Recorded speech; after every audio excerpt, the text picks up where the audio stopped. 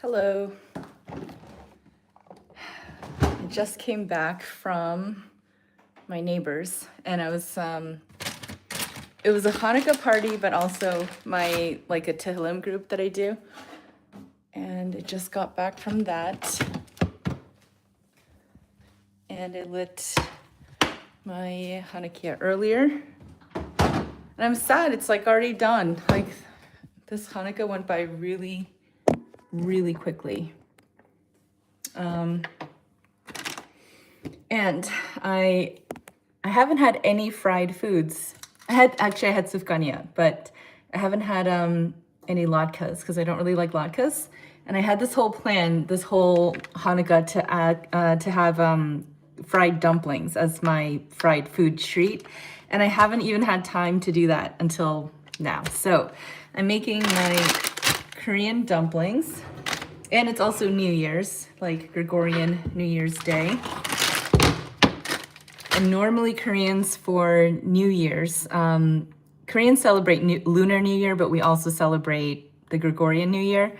Growing up, I feel like we celebrated the Gregorian New Year, January 1st, even more so than Lunar New Year. So growing up, we would eat all the traditional New Year's food for Koreans is dumpling. It's like rice cake soup, and oftentimes you put dumplings in there too. And I don't have kosher rice cakes, so I'm just having dumplings. And instead of the soup, I'm making it more Hanukkah-esque and deep frying them as a special treat. And I haven't had deep fried dumplings in well over 10 years, this Korean version of it. And growing up, my mom used to make them for only very special occasions because they're not the healthiest thing since they're deep fried. So it's definitely a special Hanukkah treat. And I was thinking, people always ask me if I have any not always, but people often ask me if I have any special Korean food traditions that I bring into Judaism or something like that. And I don't usually have an answer for that. I just eat Korean food, maybe 30 to 50% of what I eat is Korean food. And somebody asked me that recently, if I have any special kind of Korean fusion Jewish things that I do. And I didn't have a really good answer, but I think Hanukkah dumplings make perfect sense. So I think I'm gonna make that my own little Korean Jewish minhag for Hanukkah moving forward. Because what a nice excuse to deep fry something. And I got these. It's really hard to find kosher dumpling wrappers, which is such a basic food item, but it's, at least here in Jerusalem, it's really hard to come by. So I found these at, actually there's an Asian store. So I found these there, and these are nice and kosher, and I was so happy to find them. So I got 2 packs of them just to stock up.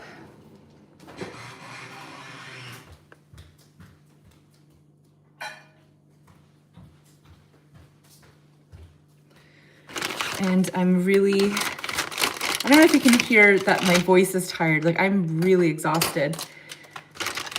And I was supposed to go out. I had 2 different things I was gonna do tonight. I was gonna walk around Nachlaot, which I might still do. Nachlaot is a really very charming, cute neighborhood in the center of Jerusalem. And they have the most beautiful evenings for Hanukkah. It's quaint little winding streets, very old Jerusalem, and people just singing out in the streets with the guitars, and it's a very magical place during Hanukkah, and they have all the Hanukkahs out, so it's really pretty. So I wanted to take a walk around there, and I might still end up doing that because it's still early. It's 7:21 here, and people will probably be going till at least 10 o'clock. And then the other thing I was gonna maybe go to was a tish, not in Nachlaot, it's sort of in a different direction, but I don't know, it's a 30-minute walk from here. And it's with a teacher I really like, but I don't think I have the energy for that. That's at 8 o'clock, so I'm almost certainly not gonna go to that.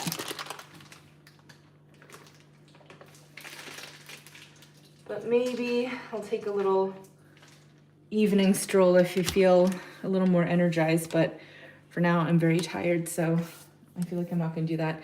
I've had such a busy week. I hosted that Hanukkah party, which I shared I think, yeah, I shared, at least I shared talking about doing it on this channel, and it was really busy. There's 100 people, 150 people came, so it was a success, but it was just really chaotic and it was really hard. So I still have, like, I've been just busy a lot, so I still have literally this stack of like plates and platters from like popcorn and chips and stuff, and it's just been sitting there since last Thursday, and I have to like wash them and put them away. So that's the state I'm in right now.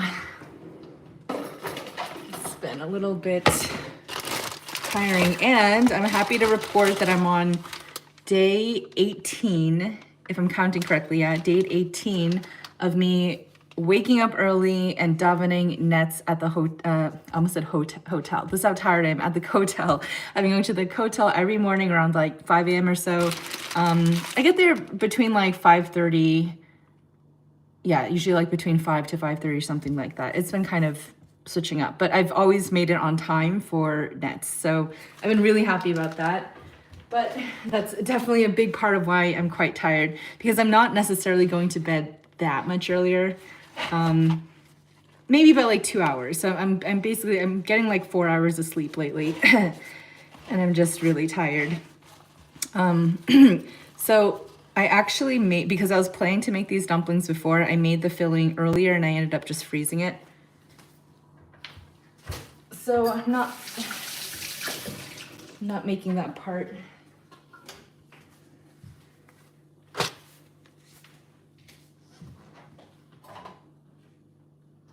Let's see.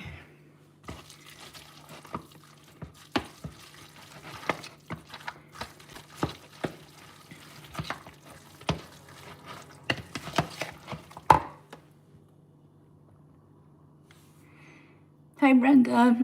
Oh my gosh, did you hear my voice? Like, I'm losing my voice. I'm so tired.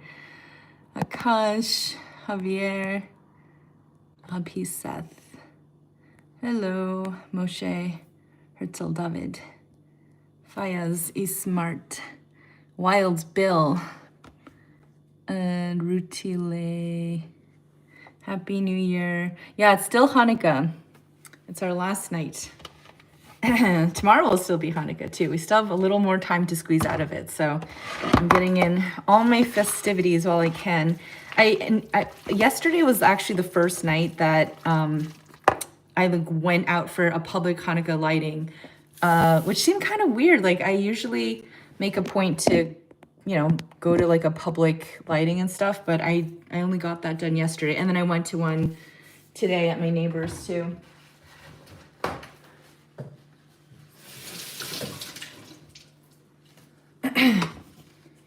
But yeah,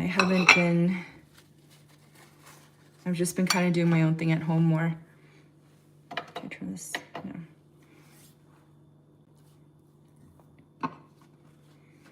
It doesn't feel like New Year's. New Year's isn't really a thing here. Although this morning when I was walking at like 5 or so, people were like still out from like the bars and stuff, which I was like shocked. So some people do celebrate New Year, but like for us, it's not really New Year's, because we have our New Year's, Jewish New Year, on Rosh Hashanah, which has already passed. So this is my dumpling. This is ground beef, shredded zucchini, minced garlic. Did I put salt in it? I think I put a little salt, and pepper, and that's it. Yeah, I think that's it. I feel like my mom used to actually put egg in here too, but I didn't do that, but it's okay. So I haven't wrapped dumplings in a long time, and I'm actually not very good at it. So I end up like, I can make them look nice in the end, but the way my mom does them, it's like she just like squeezes them and they come out perfectly. I don't have that technique, so I just do it my way. She goes like that. See, I can't do it. I just tore that. And you really don't want to tear them because they'll burst. Oh, I messed that one up.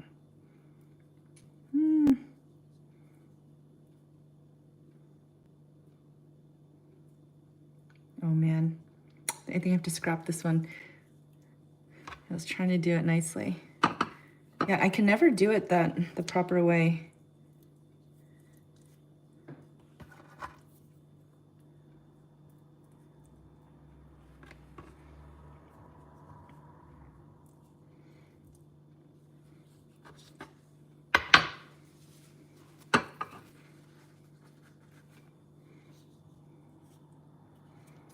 I just do it like this. Oh, I just tore that one too. Ah.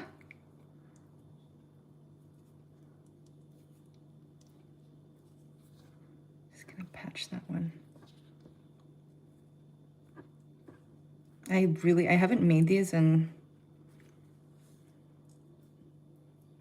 years maybe? I don't know when the last time I had this was. This one came out perfectly, the first one. So I have to keep those up.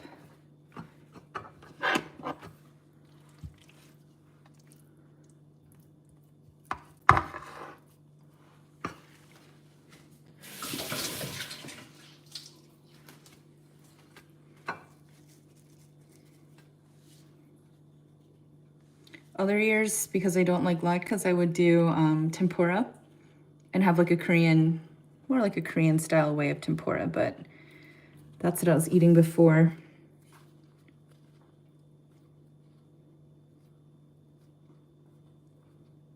Man, these are not, they're not closing well. I'm making a mess.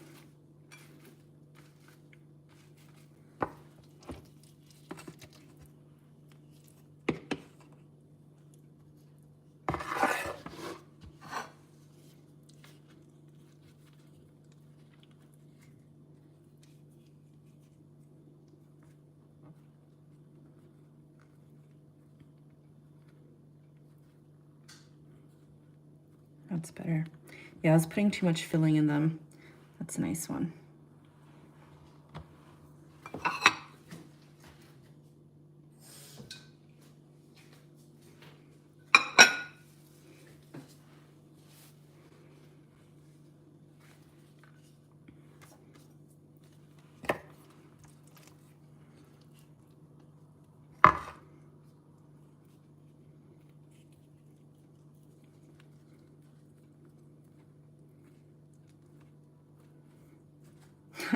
That one just tore too.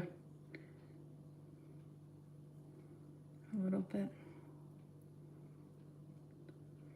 I think it's okay though, since I'm deep frying them. If I was boiling these, it would be a mess. You can't do that. But if you're frying them, I think it's okay.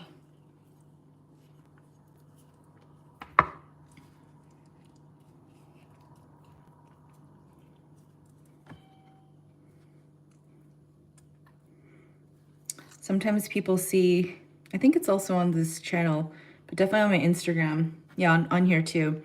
I think it was actually from last year. I have a video of me making Korean rice cake soup for New Year's. And people ask me if that's kosher, and it's actually wasn't kosher rice cake. And at the time I was still eating parve foods, like vegan foods that are factory made and such, or even not so, but basically vegan foods. Like that was just rice cake. It's literally rice and water. I would eat non-kosher ones, meaning like without a hechsher, but I don't do that anymore, so it's less options. Less options. I want to try making it at home sometime, but I think it's kind of hard. You have to knead it a lot.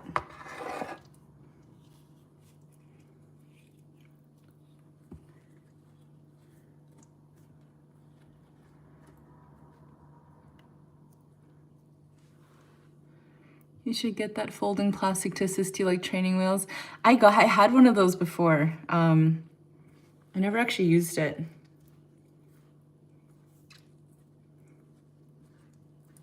Yeah, those are probably really easy.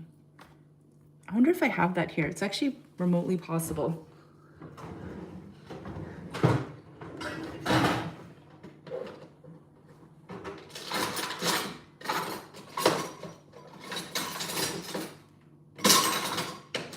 No, I don't have it. I have like sushi. I have things like this to make sushi, like little nigiri ones. And I have these things for onigiri. Onigiri.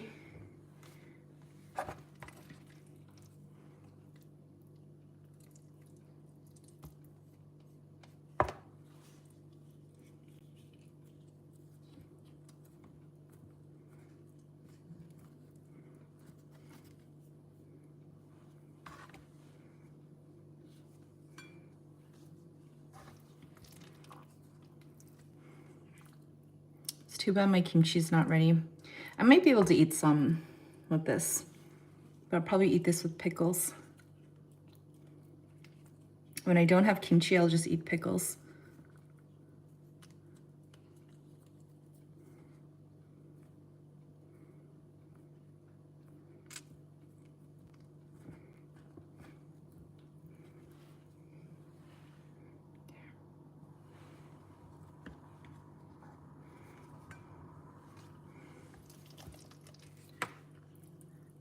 When I was a kid, I used to always love making, I'll show you, make like a little ravioli shape. Oh, I just tore that one again. So you make it like that and then you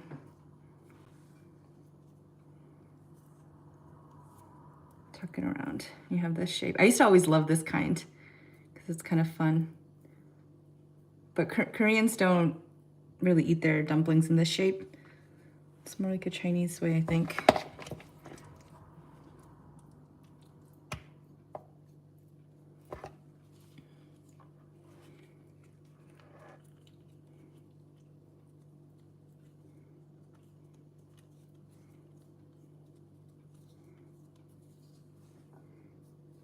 I'm gonna make more like that. I know I used to make them like this as a kid because it's easier.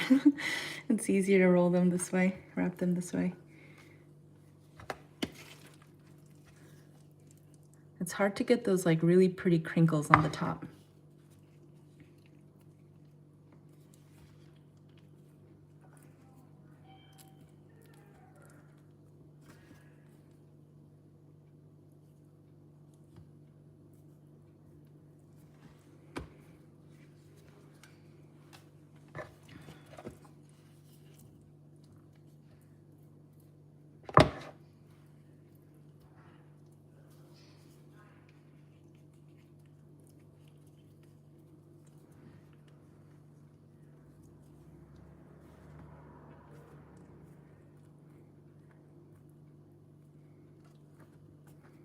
Good one. That's a good one. Yesterday I had the Big Jewish Ideas crew over. It was just 2 people yesterday, but the director and the filming guy, the videographer, I guess. I don't know what you would call him. I feel like there's a nicer word than videographer. But yesterday I finished my script. It's basically me. So what we'll do is we'll shoot sort of out in places or in like a studio or like in a different setting. And then I do the narration part here at home, which is convenient. And yesterday I did the voiceover or like the narration part, I guess, for my conversion episode. So hopefully that'll be out soon. And then I also did definitely actually my favorite episode about Jewish prayer, and they wrote that really nicely, and it was really fun to do. And it's been really fun doing that because I feel like I'm getting much better practice at reading scripts and reading off of a teleprompter and all that stuff, and it's really fun. I remember the first time I did it, I was so nervous, and I still get nervous, but I was like really nervous. And they always tell me to slow down because I talk too fastly or like I read it too quickly.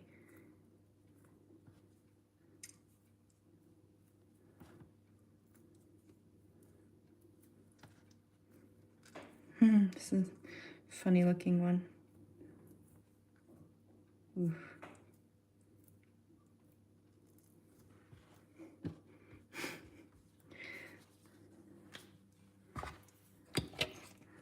They don't all look pretty, but they'll be delicious.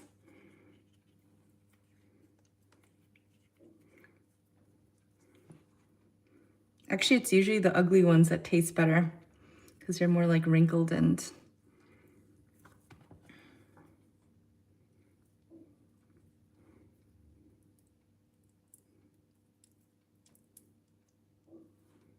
okay, I'm just gonna make a few more and then I'll fry them up. What did I eat today?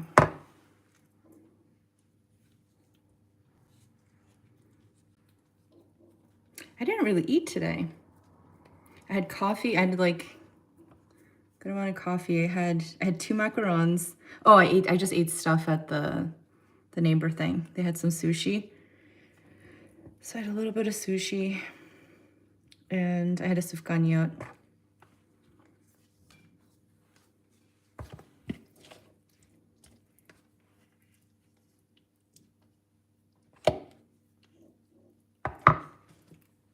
Since I've been walking to the hotel every day in the morning, it's like quite hilly actually. It's not, I mean, it's not a hard walk, but it's like up and downhill, like both ways there's hills. And so you're going through, yeah, some pretty hilly terrain, and it's kind of like cobblestoney and stuff. So, you know, it's a little bit of an exercise, and it's half an hour each way. So I'm getting like an hour of like inclined walking every day, and I haven't changed anything about the way I'm eating. So I've just been eating the same way, but in the last 2.5 weeks or so, I lost 1.5 pounds, which was nice little bonus. And that's nice because I haven't really changed anything else. So I've been figuring out like, how do I find time for like real exercise? But I'm just so tired because I'm working like a lot. I'm working a lot, and then on top of it, with the more intense like sleeping schedule, I just don't know where I could actually fit it into the day. I think what I have to do is just like take 10-20 minutes to just do squats and body weight stuff in like the middle of the day or just at some random time. But like going formally to the gym at this point with my schedule now, definitely not a priority, because I just want to make sure that I stick with waking up early. And the nice part is that I've been waking up early, and like that, thank God, hasn't been the problem. But I'm still playing around with like, do I get out of bed right away, or do I linger or snooze or something? And I've been getting out of bed from anywhere between like 4 to even up to 5 on some days. Like some days, if I'm really tired and I haven't slept much, then I'll like actually get out of bed at 5. And there have been a few days like that where I got out of bed at like 5 and I showered after coming home. And I don't like doing it that way.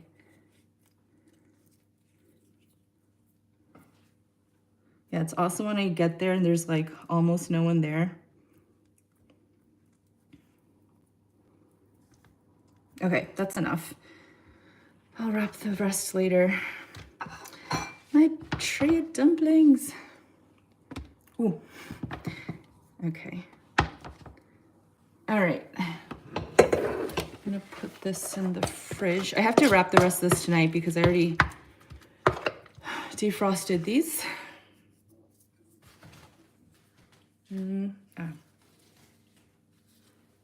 Keep these covered.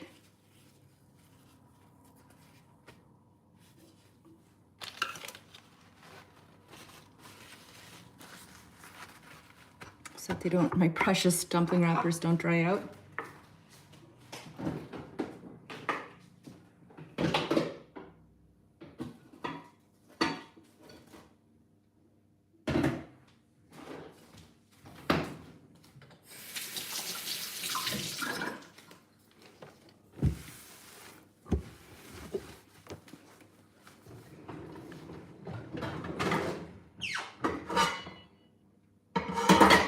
man.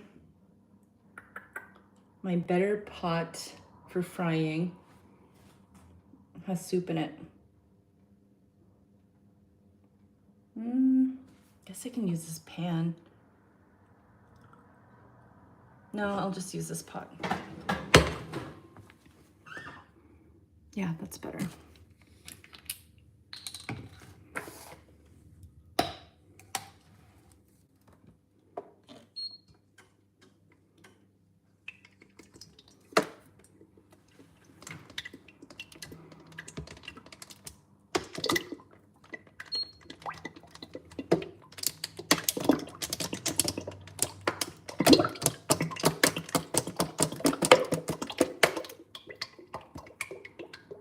So much oil. I also didn't get the greatest oil. I would never normally buy sunflower oil, and canola oil are just really bad for you.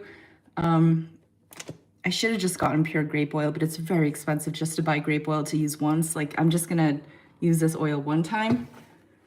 So I got a blend. It does have grape in it, but has the bad oils too. Okay. Let that heat up. Hello from Brunei. Bukharan Jews make it like that. Also, we call it dushpera or pelmeni. Oh yeah, I remember. Pelmeni is also, that's what Russians call it too. But we fry them or put them in a soup. I think I remember looking up Bukharian food that time, and I saw those dumplings, and I thought the food looked really good. I'm curious to hear about your family, siblings, parents, and their perspective on your conversion. So I've been sharing stuff about my conversion more lately. I'm gonna start posting those things on this channel too, like on other people's channels. So I think it'll be easier if I can just refer people to those videos moving forward. Yeah. Happy New Year. Happy Hanukkah. Wow, you look so stunning, amazing. No wonder Hashem made that way, sis. Hey, Meorah, Chodesh Tov and Hanukkah Sameach. Hi, Lindsay.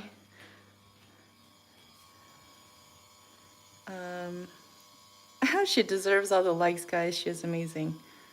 Thank you. Does your family watch your lives? No, I don't think my family watches any of my stuff. My mom used to, like when I was new with the YouTube stuff, but she's busy. I sent her actually my last, like one of the interview things I was just referring to. Yeah, and she watched that. It's Hanukkah, the more oil, the better. Yes, yeah. Okay, so this is that was my Hanukkah. So sad we don't have, I really love lighting the Hanukkah. It's so nice. I really enjoy it. And I love my Hanukkah. It's sad, it's over. Well, it's not over yet. We're still on, right now the Hanukkah at the hotel is still burning, and probably a lot of the bigger public ones. We light really early here in Jerusalem, around 4:30. So most people are done with them. And I was gonna I never make my challah. I always just buy it. I always buy bread. And I was actually gonna make some today, but I'm gonna make it tomorrow.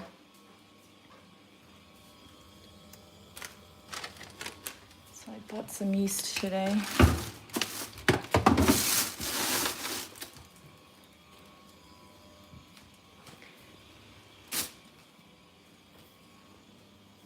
Are you still living in Israel? Yes, Baruch Hashem, I am. I am.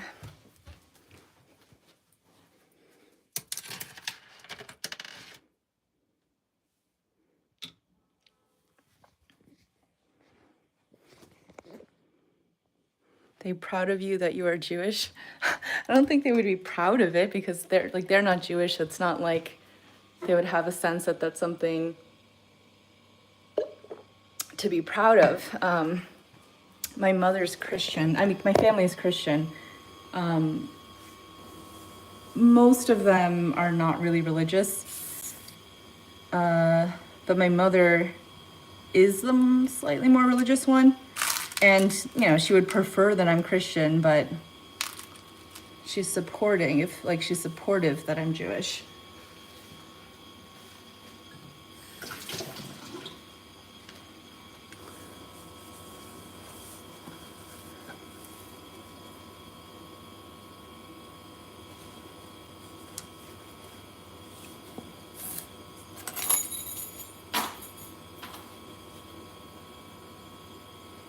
All right, it's almost frying time.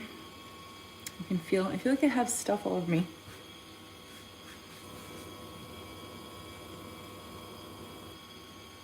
See, this is the ugly wrapper that just broke apart, but this is gonna be a delicious little chip.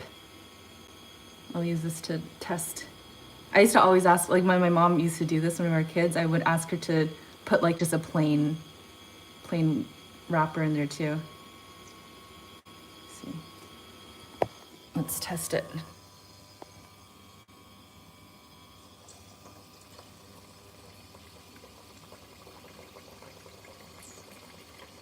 Okay, it's bubbling, but it's like a little bit weak, so maybe I'll let that one go, but oh no, now I can hear it. Ooh. Oh, now it's going. Pagnola, moonlight. Okay, ready? Now it's going. Good one.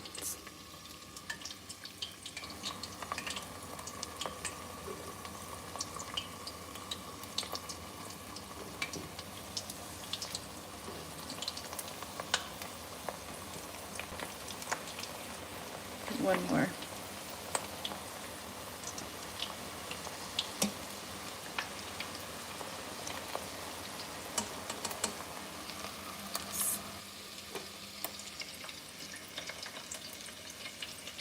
Ooh, it's gonna be good.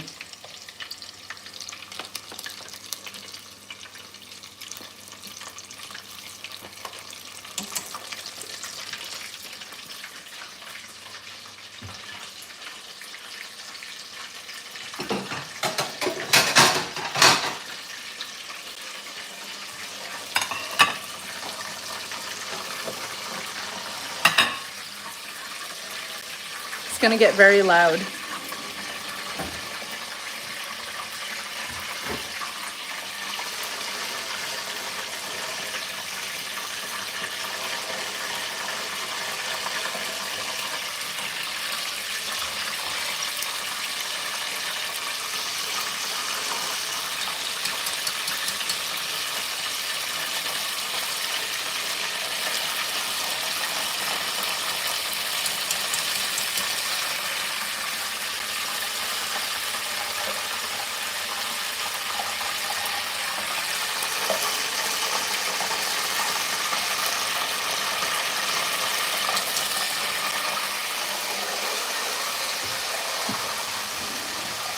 Oh, I forgot I have this.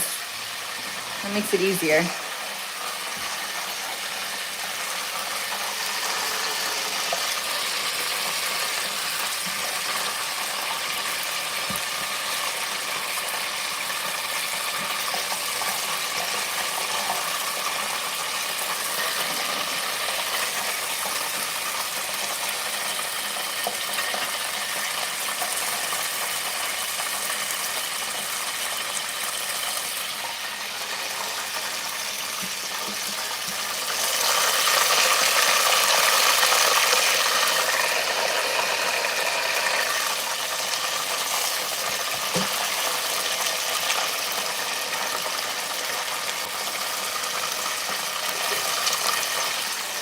It's gonna be so good.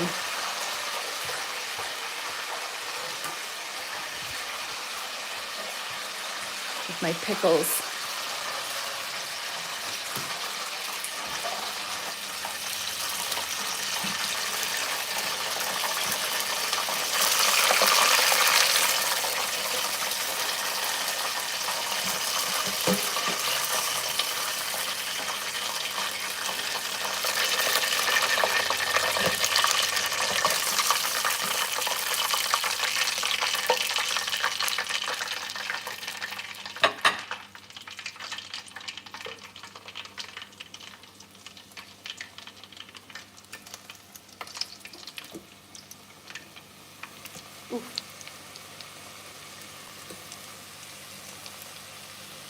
Maybe I'll do...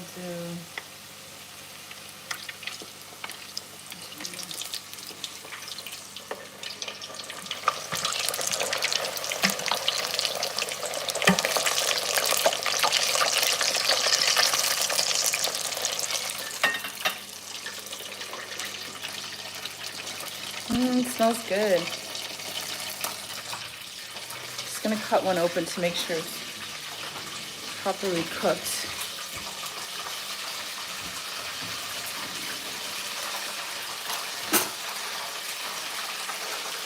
It's so nice.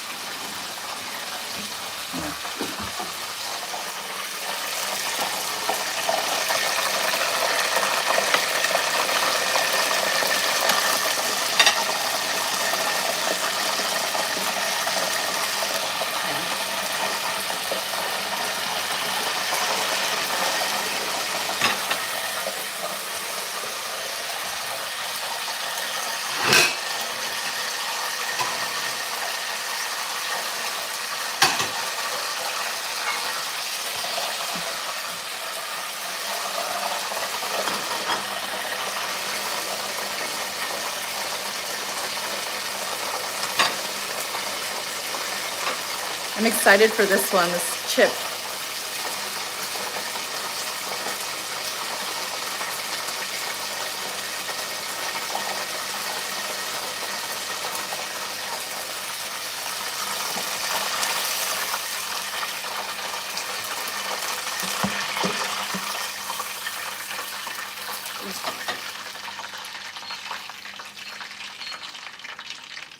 Now the oil's really hot.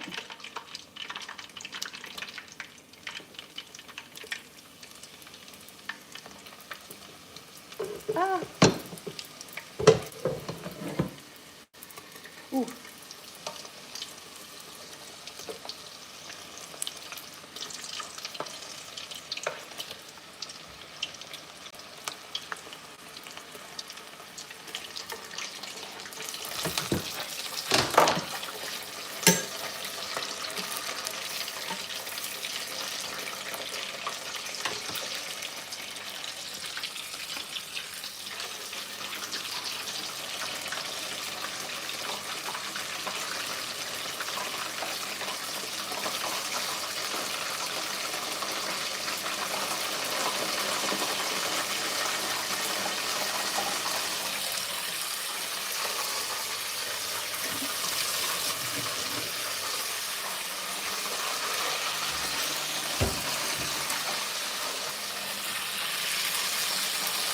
Well, these cook so fast.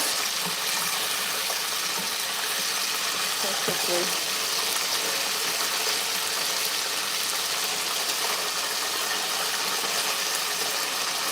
I really want to open a Korean dumpling restaurant here. I wouldn't want to work there, but but I would want to start it.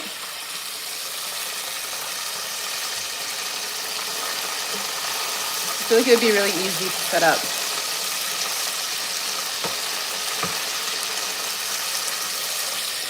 And you could totally just freeze dumplings, and they freeze so well.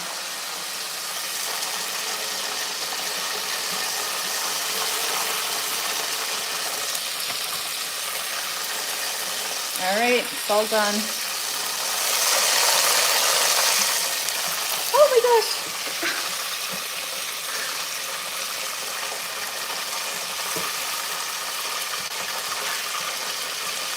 That oil just like got in my eye.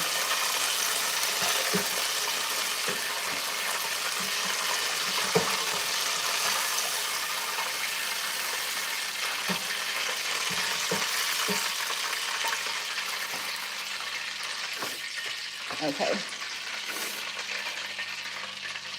I'm gonna swap some of these. So I want to have these special shapes too.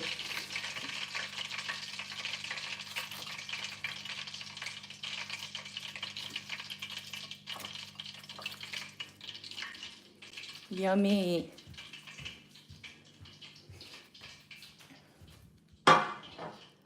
Which side should I sit on?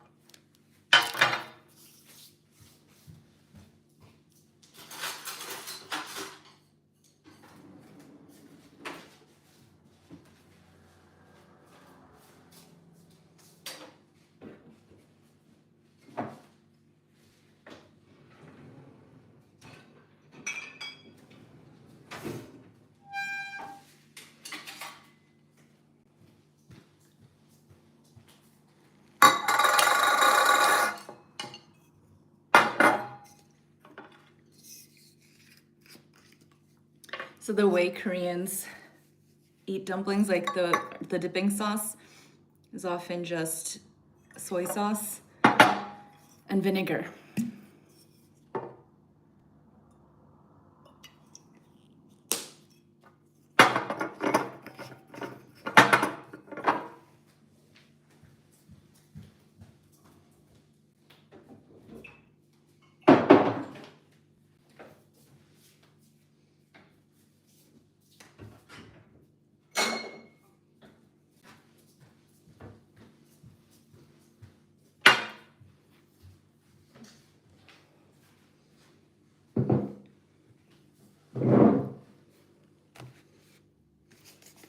And coconut water.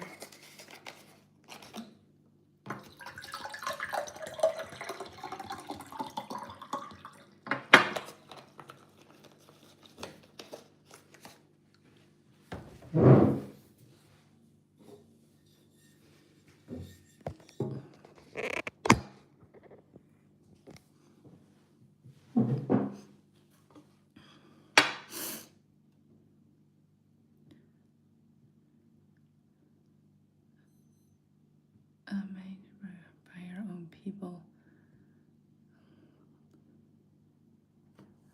Hashem has such a calling on your life, and it's so obvious. Hatzlacha and Beit Shalom, etc. Thank you. And then there's a lot of Christian talk on here now. Start with a Korean cookbook idea. Yeah, I actually started writing down the recipes.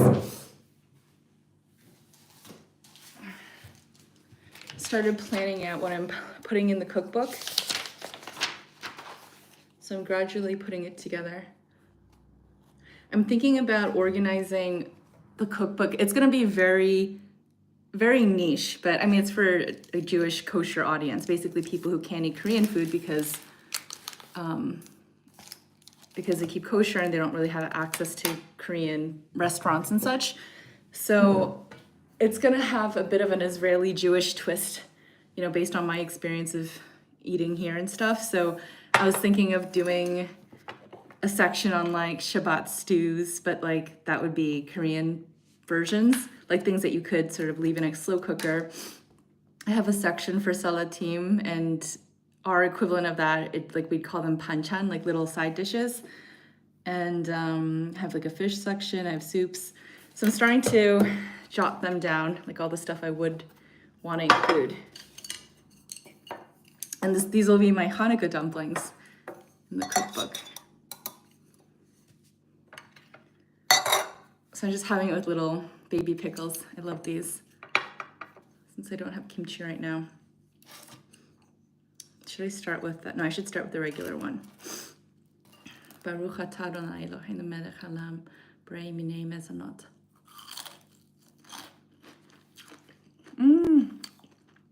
Wow. I haven't had that in so long.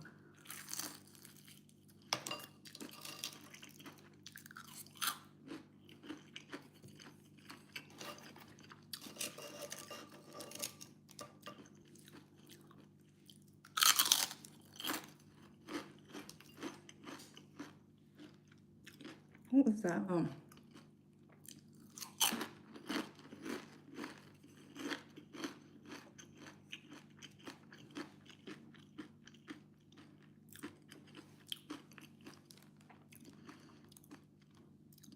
Yeah, always boiled first and half pan fried. I've always, yeah, those are good too.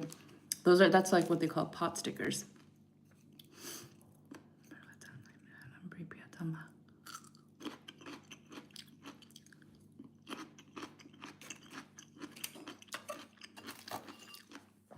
The fun ravioli shaped one.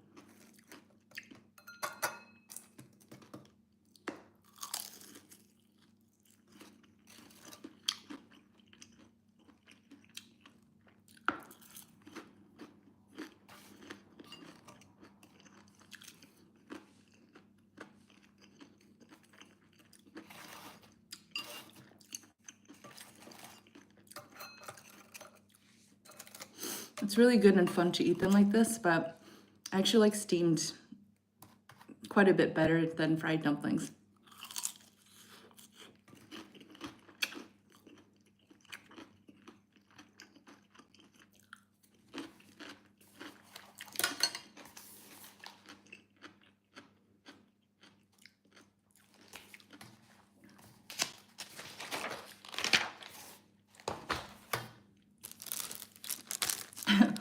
I got these stickers at the craft store today.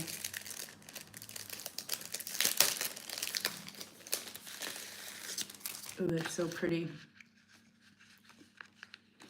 I got them because I like the little butterflies. I'm gonna stick some of them on my phone.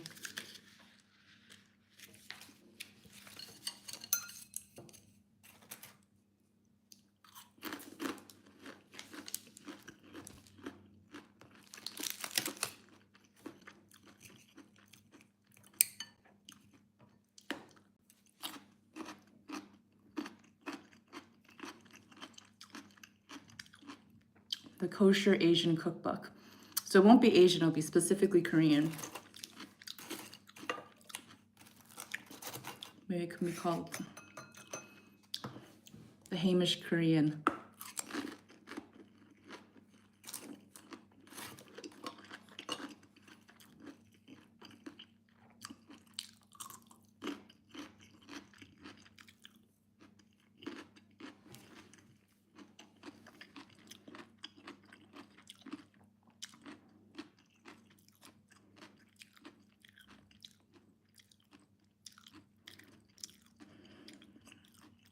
Yeah, it's safe. I see you like the coconut water. Yeah, I do. I don't like the plain one as much, but I'm out of my flavored. They have a lychee one here that's really good. That's my favorite.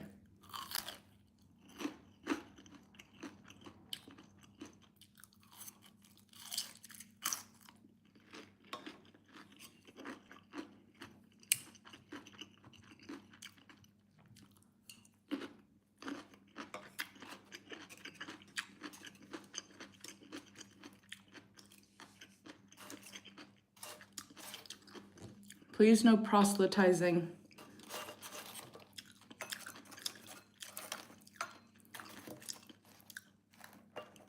I kindly request that you refrain from proselytizing.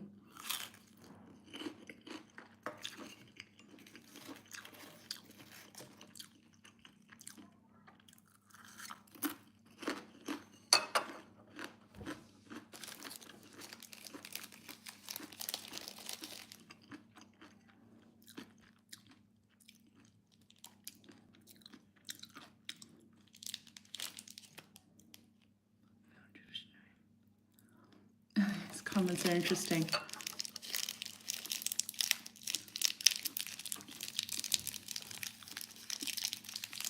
Howling Wolf says, it's exactly what we need. We haven't really been exposed to Korean food before. Oh, actually, where I was at my neighbor's, there's this woman there. She's from California, like she lives here now, but she's like really, really into Korean shows and like actors and basically like Korean entertainment. She's really into it. And, but she's never had Korean food. Because like, how could she? So that's a good example.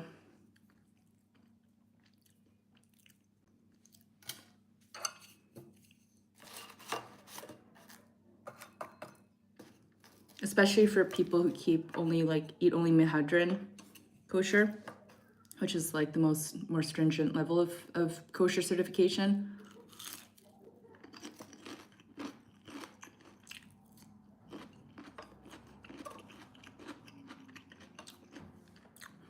I don't know if I'll ever grow into only eating a certain type of kashrut.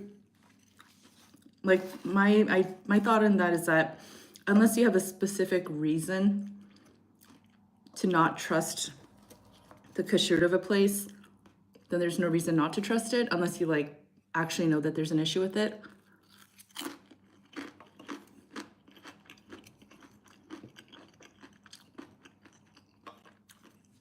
And I feel like the whole system just breaks down if you can't trust a certifying body. Especially for like packaged goods. So I'll eat products that have like star K, which I know a lot of people don't eat star K. They'll like only eat OU.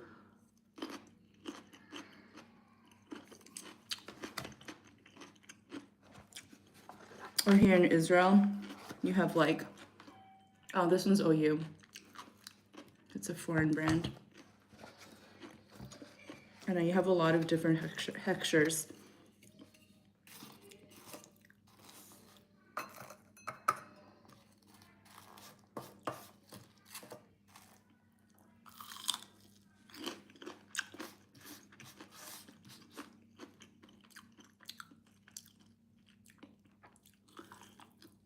But before, I would eat at vegetarian or like vegan places, like in America or even Korea, which obviously aren't kosher.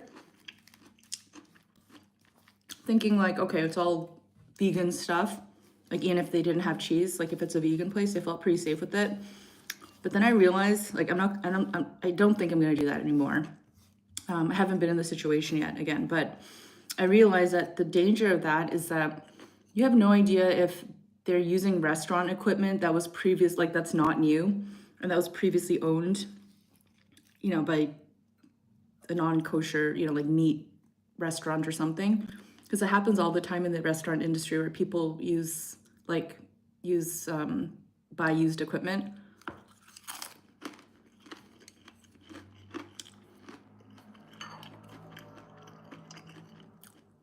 So I realized it's not really safe to do that.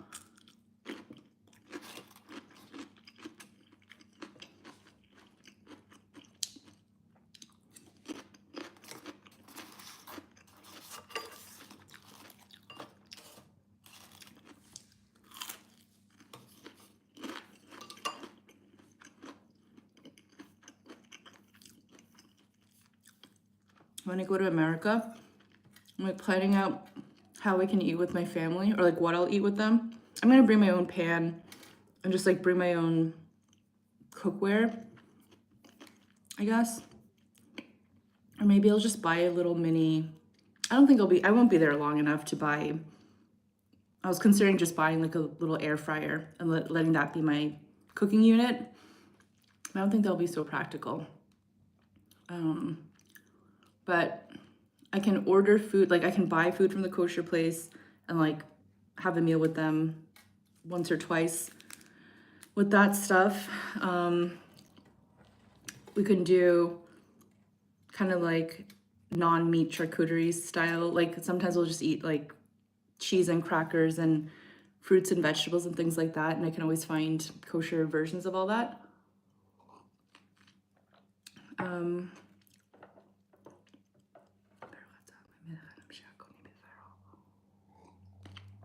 So I could do that.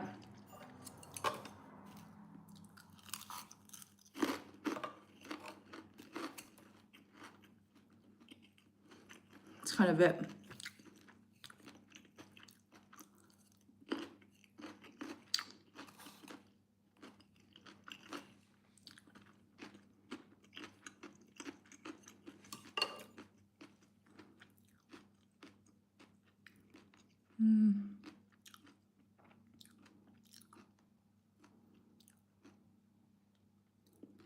I like the holiday specials idea on the cookbook. Do you take tefillah request? I did actually from Mr. Howling Wolf recently. Joe.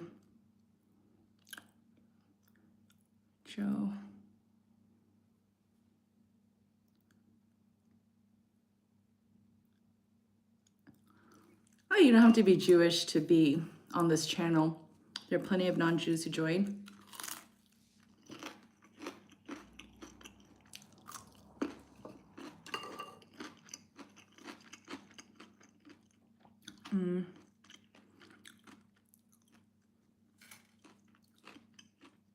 Abrahamic religions, Judaism, Christianity, Islam, argue which concept of God is the absolute truth, Hashem or Christ or Allah. As far as I'm aware, Jews and Muslims have the very same exact idea of God. So I don't think we really argue about that.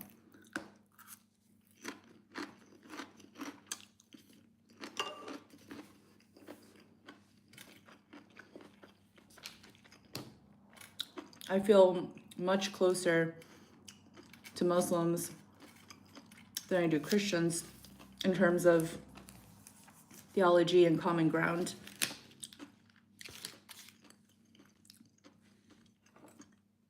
It's really nice in the morning.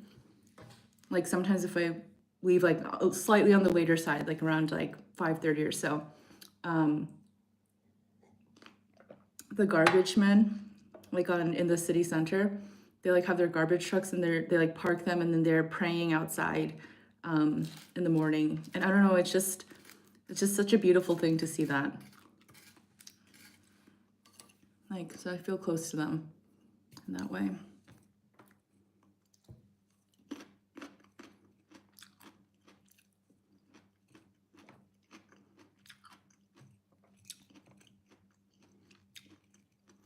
Because I think Muslims have to pray at very specific zmanim. It's not like us where we have a window. I think that's the case. Because it seems like there's a specific time when they like just have to stop what they're doing or like wherever they are, and then they'll pray there. I might be wrong. Yosef, do you have any dip for that? Are you talking about this? Yeah. I just made it. It's my soy sauce and vinegar.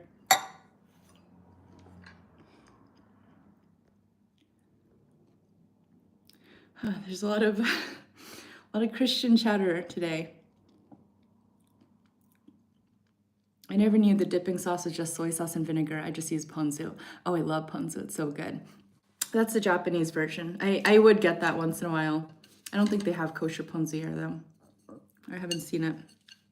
Are there any Asian restaurants you recommend in Jerusalem? I'm visiting in February. I wouldn't like, if the kosher Korean restaurant is open, it's in the old city, it's called Seoul House and it's on Chabad Street. I highly recommend checking that out. But other than that, like I wouldn't waste a meal in Israel eating Asian food.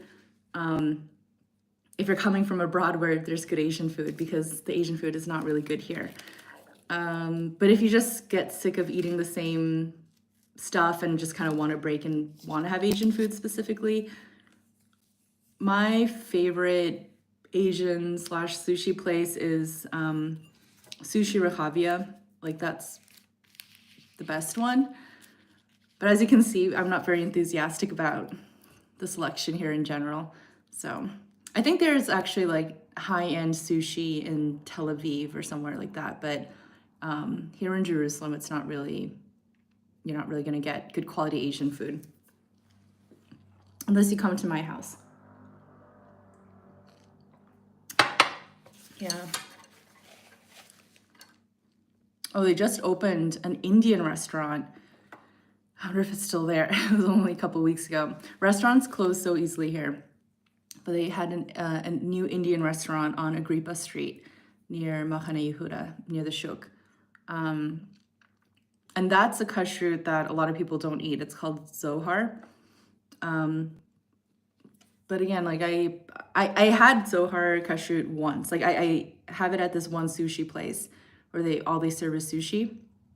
But I have no reason to question that kashrut.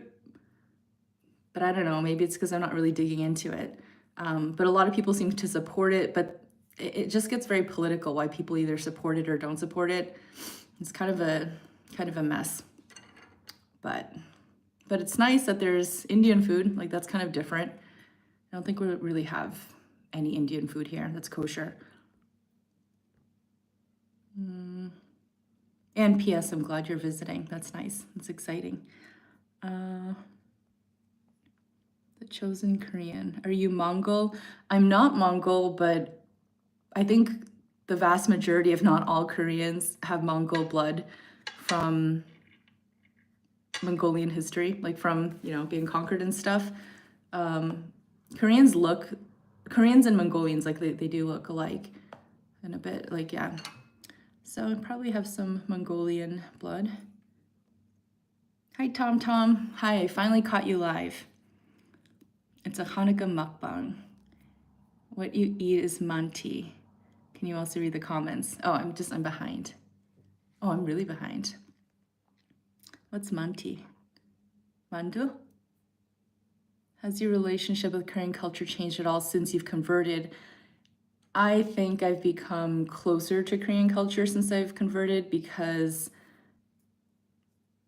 the whole process of Judaism and spirituality is about becoming more of who you are and getting closer to yourself And being Korean is such a big part of me. So yeah, I just feel like I've become more of who I am. So it's kind of just part of the package. And then on top of it, I think more than the conversion thing, it's more me making Aliyah and living here on my own in Jerusalem, like in Israel. It makes me feel like it's so much more important for me to hold on to those things that make me feel close to home and feel connected to my family and stuff. So like even eating this today, like it's very nostalgic for me, and it makes me feel like, reminds me of growing up and my family and things like that. So yeah, I think it's brought me a lot closer to it.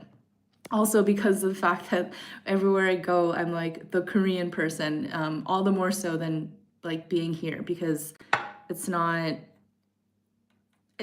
totally uncommon and unheard of, but it's not, I kind of stick out. So it's like I sort of wear my identity a little bit more here in a sense.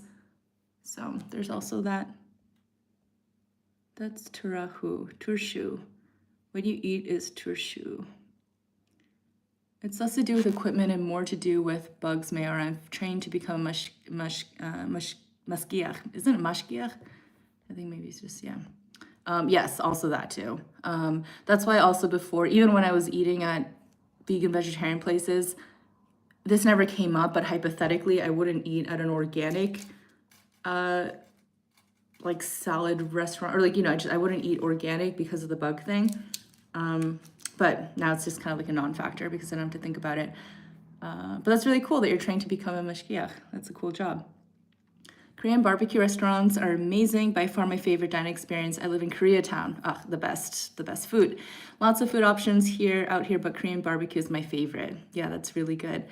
So aside from the dumpling restaurant, I've said this here before, my actual, like if I had a restaurant, I would do like a high-end Korean barbecue, like kosher Korean, and I would do them in big cities like New York, Miami, LA, Jerusalem. Like I would make them really nice and yeah, do like limited seating per night and just like really beautiful.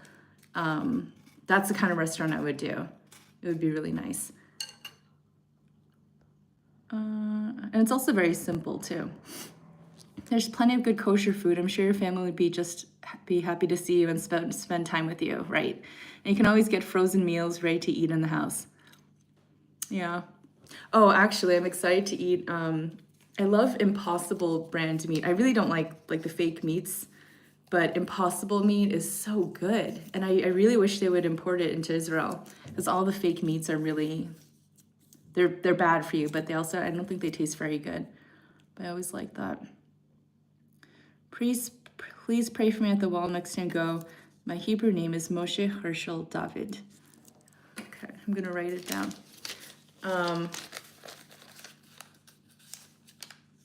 Ben, what? Can you tell me your full name? Moshe Herschel David Ben, and then tell me the rest. Actually, Islam has a mighty God. We have the Almighty God.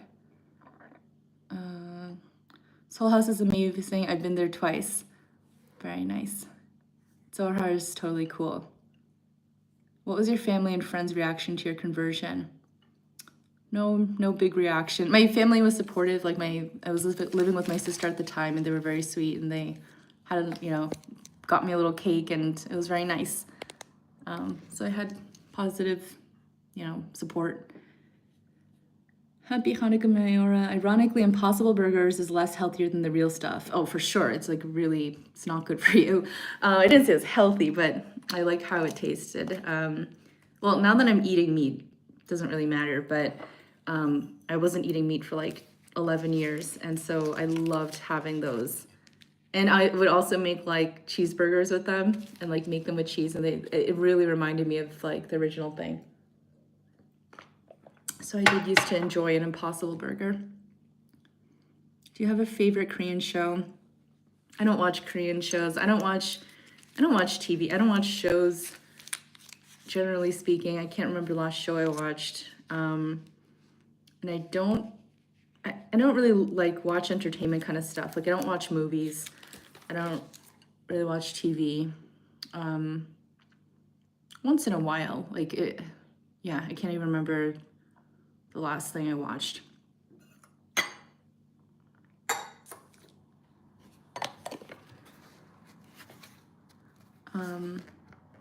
Oh, there's like an old Korean show called High Kick. It's from like 15 years ago or something. It's just like a funny family sitcom. And I have watched that actually once in a while. I stopped watching it recently, but that was kind of like a unwind sort of show.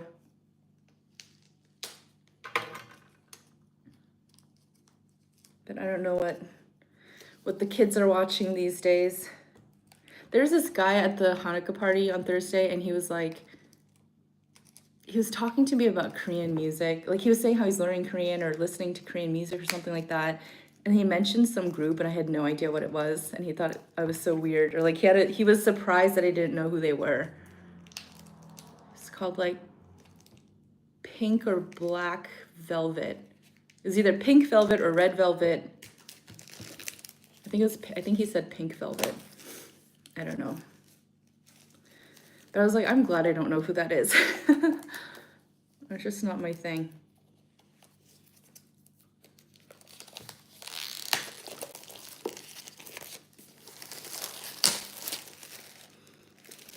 I always like to smell things when there's plastic wrapping packaging. So pretty. I always buy journals and like use the first few pages and then like never continue them. Like I have like a million journals and notebooks and little pieces of paper where I start writing things and then they're just everywhere. But I actually wanted this before and I just thought it was so pretty because it's a gold one. Because it's New Year's, like, 2025. I thought this would be my 2025, not journal, but specifically for business stuff. I'm gonna put it in here. Gold for money. So I thought that was really pretty. We'll see if I actually use it. And then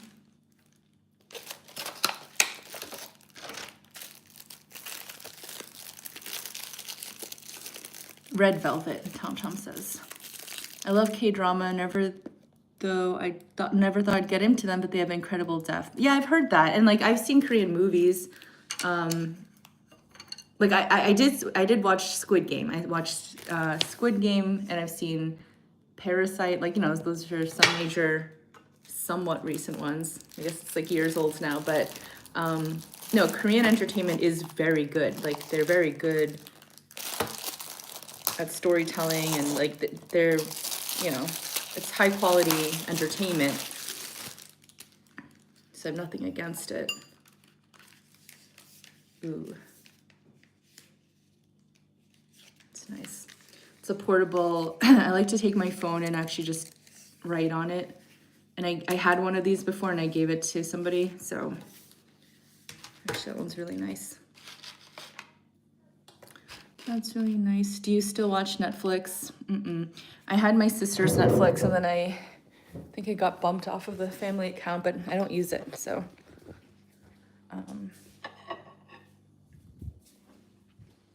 I'm eating more dumplings. I'm still hungry.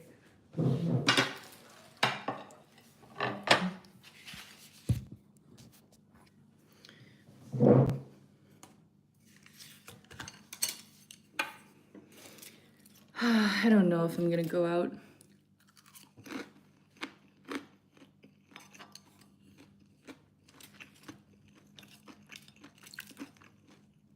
I have to walk around.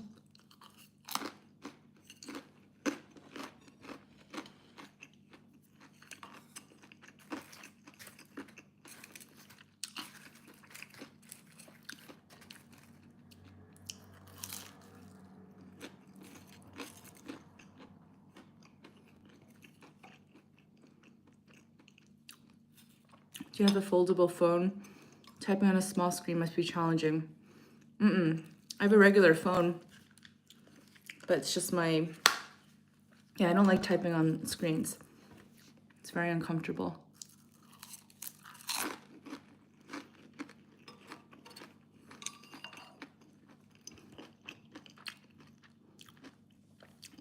Tom says, what was your biggest culture shock of Frum society? Oh, that's even juicier. My biggest culture shock of Frum society. Oh, that's such a good question.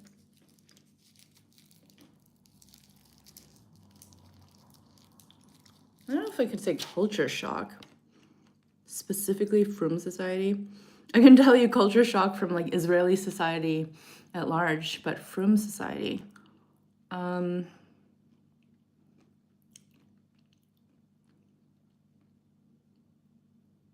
don't think I have like culture shock. That's weird. Like you would think I'd have an answer for that, but I don't know that I do.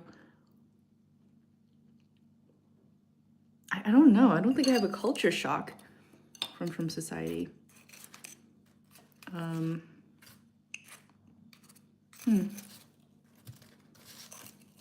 Like this doesn't sound like culture shock, but it's like, I don't know, maybe this is just a Jewish thing. Like how communal people are and how, yeah, it's not really culture shock though. I don't know. That's weird. It's weird that I don't have an answer for that. It's nice that I don't have an answer for that. Can't really think of anything. Yeah, I don't think anything was really shocking.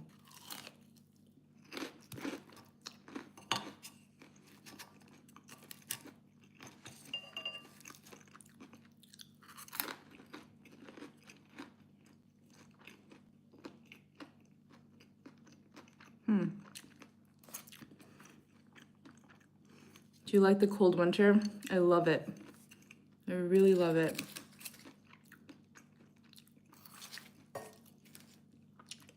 It's not even that cold here.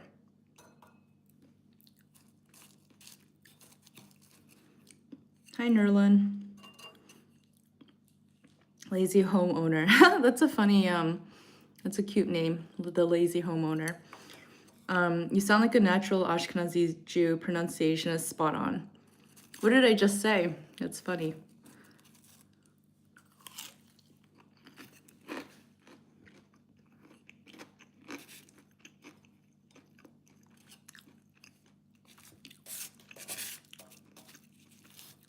I kind of just flip back and forth. Like a lot of the things I say do sound pretty Ashkenazi, but it depends on the context. Like it depends on who I'm talking to. If I'll say like Shabbat or Shabbos, like I'll kind of switch back and forth. But I like the way Sephardis, like I like the Sephardi Mizrahi dialect, or like the way they talk a little bit more, to be honest.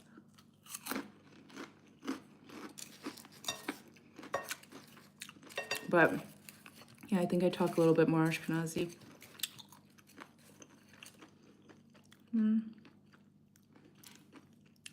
What again over here talk about? I don't understand that. Yosef says family. Kimchi forgot. Happy Hanukkah and stuff. Oh, that's funny. I was reading what you said. What do you enjoy doing as a pastime? I don't really have pastime stuff. I don't know. My day's really busy. It's like being Jewish is busy. You're like, there's really not a lot of downtime. There really isn't downtime, and if you're taking downtime, then something didn't get done as fully as it could have been done. So it's like my day is just really jam packed, which I love. I'm like glad I'm glad I'm able to do that now, because I've haven't always been like that. I don't really have downtime. It's also why I really don't socialize. Like I will socialize in very specific situations and I'll really enjoy it and I'll relax, like I'll enjoy myself, but I'm not the kind of person who just like makes casual plans or just hangs out much with people. Like last night I went with my neighbor and her friend, like the three of us, I think this is our second month doing it, went out for a Hanukkah lighting, and then went out for a really lovely dinner for Rosh Chodesh. So like I'll do things like that. but that's a very specific situation. But like if a friend, like if somebody just calls me, like wants to hang out and asks like, hey, do you want to do something later? Like I don't really have time to do that usually. So, but if I had a pastime, I just like being at home. I just like I guess this is my favorite pastime. Live streaming. This is me just like chilling and unwinding a little bit. Yeah, I think YouTube is my favorite pastime because I feel like it's me socializing a little bit in a way that's very under my control, where like I can do it as long or as short as I want, or I don't have to do it at all. So it's like there's no obligation to it, which is nice. But I get some human interaction. I get to express myself, and it's fun. So yeah, I think that's my favorite pastime. I think specifically streaming too. I do like video editing, but I often find that I just don't create time for that. Yeah, so I guess that's my favorite pastime. And then cooking. I love cooking. I love cooking, and actually I love cleaning. I love cleaning. I love cleaning my apartment and like just kind of nesting and being domestic, and yeah, just sort of nestling at home.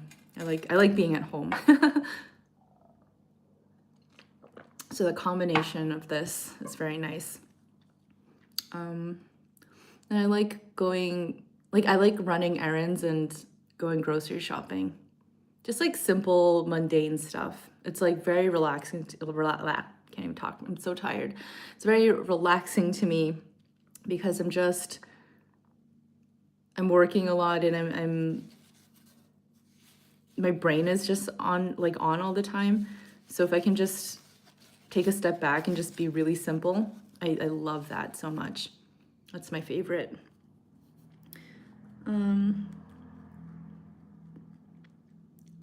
Loved your kimchi recipe. What do you do for work? I need to change what I say to this question because I really don't like saying I'm a marketer, but that's kind of usually what I answer. I'm a creative director and a marketer. But really, like, I guess I'm like, I hate saying this because it sounds really cliche, but I'm an entrepreneur essentially. Like I do different sort of things. So I have a marketing and creative agency. I do like graphic design, video, digital ads, website, like, that kind of stuff. And so I do that for Jewish nonprofits. I also do have one commercial client, but the goal is to just do Jewish nonprofits. So I do that marketing stuff. I do YouTube. My channel here is not exactly monetizing. I can kind of buy myself coffee. Not really, like almost. But I do work professionally for another YouTube channel. So that's kind of another bucket. I'm involved with my synagogue. That's another bucket. And I'm starting a jewelry and gemstone business at the moment. And that's actually why I'm going to the States soon. So that's kind of my big thing that I'm working on now. And hopefully after that, I'm going to be working with somebody on, actually the woman from the Old City, on selling kosher Korean food products. But that's kind of like the next project after I get this jewelry stuff launched. Actually, I'll show you guys. It's very fun. I like decked out this is what I'm staying up late doing lately because I'm so excited about it. It's kind of a mess right now. But I just like put all my jewelry sort of plans and everything up here. So this is kind of and then I have this like light box I got with these gem things, and that's what I'm doing. That's what I'm working on lately. So this is my fun room. I decided to kind of separate it because I don't want to bring gemstones and stuff into my WeWork office. So I'm basically doing my gem stuff here. Oh, this is also fun. I just got this like recently, and I started like today I was logging all these different, like what these stones are. And these are the final stones that I'm going to use in the line that I'm doing. I really like big stones like this. So these are for earrings. And this size will be for like a pendant. So you can see like they're very large. And I don't have rings, like I don't have my ring size stones yet, but they're going to be pretty big. And these are the ones I'm not using. And then this is just like, these are synthetics. And these are also ones I'm not using, but yeah, a little bit of this, a little bit of that. And maybe writing a cookbook, or hopefully I'm planning on it. So that's basically what I do, a mishmash of stuff. I just feel like it sounds really tacky to say like, I'm an entrepreneur. I keep doing that, like literally splash my face, because people like oversay that, like they use that too much nowadays. Like people have like an Etsy shop and they'll call themselves an entrepreneur. Which I guess is technically true.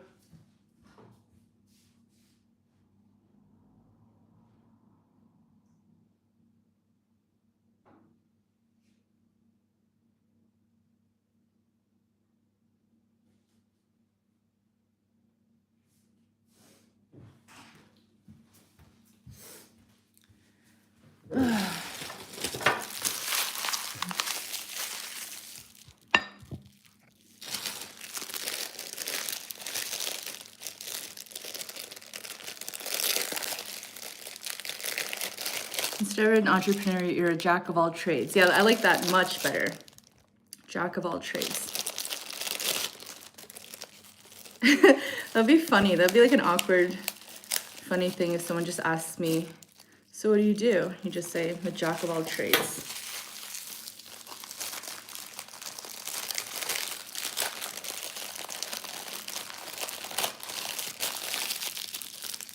Yeah, but I don't like saying I'm a marketer. It's the least interesting thing that I do.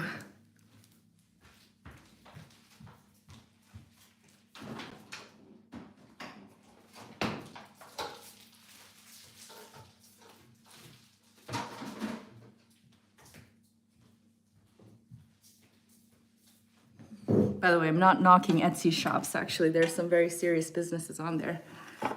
So I didn't mean to say that, but I just meant hobbyist business people like to say that they're entrepreneurs more so nowadays. It's become more trendy, so I just think it's a bit different. Do you have Instagram? I do. It's Meorah, Hameorah. My Instagram's really small. I don't post consistently on there. Yeah.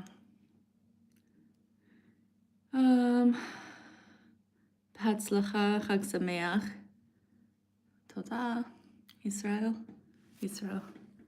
And a cookbook. Oh, I missed stuff. How did you break the news to your work when you made Aliyah? Did you have any savings when you decided to move? I moved to another state, but it was a scary process.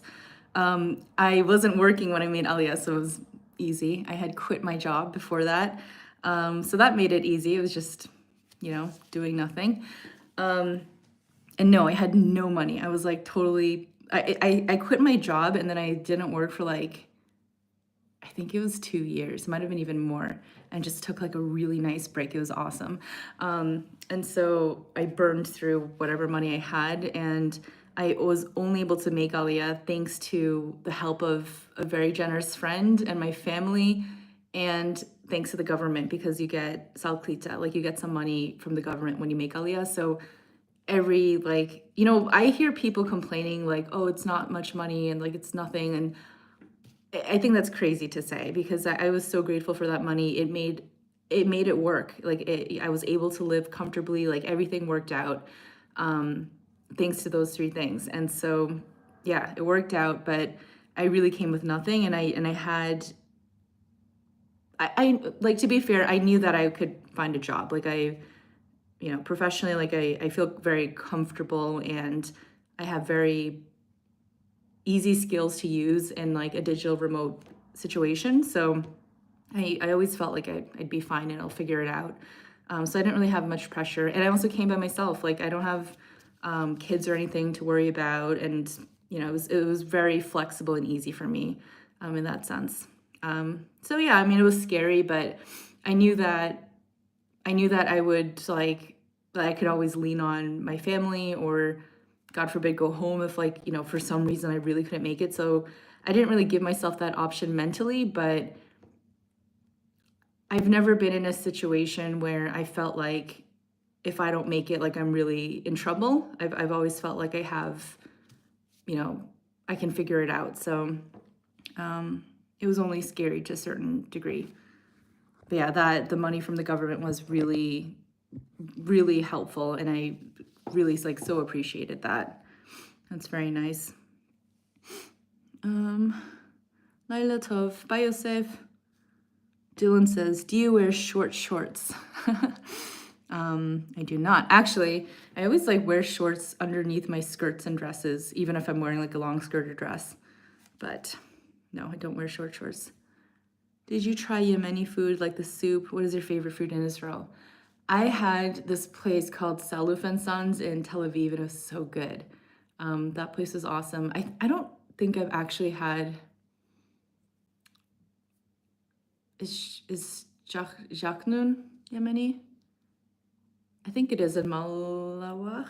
I don't remember how to say it. But yeah, I think I've had Yemeni food, and I thought it was really good, if those two are.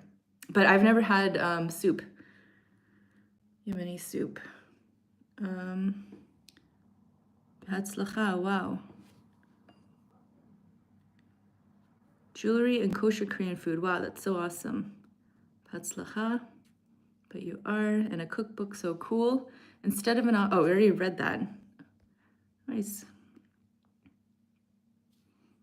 Chag Sameach, Rivki. Have you met any other Jewish Koreans? I have. Actually, you know what's really cool? So, like, people who daven nights, like going to the kotel at like 5 a.m., there's not that many people, surprisingly, you know, even surprisingly because we're in Jerusalem, like you would think there'd be more people at the kotel, but when I get there, there's like 10 people maybe, like in the women's section. Like if you go on the earlier side, there'll be, you know, between 5 to 15 people, like, you know, as it gets going in the morning, which isn't a lot, you know, for the kotel, the holiest site. And out of the women who daven nets, there are 3 of us are Korean, which I'm like, I like that. It's very sweet and it's comforting, and I know who they are, so it's kind of cool that we're like representing. So that's kind of neat. And I wonder if I know like I'm sure there are probably other Korean Jews that I haven't met here yet, but it's kind of a small world. There's not that many of us, so I might possibly know all of them, which is like less than a handful here, at least in Jerusalem. Yeah, it still is pretty small. It's always so disorienting when it goes on the other side. Do you manage to stay in contact with your family? Are they understanding? Yeah, I just like, where we chat, and I talk to my mom and my sister and all that. Yes, Jachnun is Yemeni. Yeah, I had that. The first time I had that, I had Jachnun, and I also had, I think it's called Malawi, like the wrap. And it was so good. And the way they made it, they put all these like fresh vegetables in it and like these nice sauces, and it felt like a very fresh, like, like real food. And I posted on Facebook, I think it was in Secret Jerusalem, and in one of these Facebook groups here, talking about how good this place was and how like it tasted so fresh and healthy. And I said healthy, and people just ripped me apart. They're like making so much fun of me. They're saying like, oh, like that's like it's so unhealthy, it's all margarine and butter or whatever. And they were just like really like picking on me for calling it healthy. And I was like, I don't know. I just remember that. People are mean. People are really mean on that page sometimes. But it tasted like it was like such like home cooked feeling food in a sense, even though it was like restaurant food, and I really liked it. I don't know why I never went back to eat it.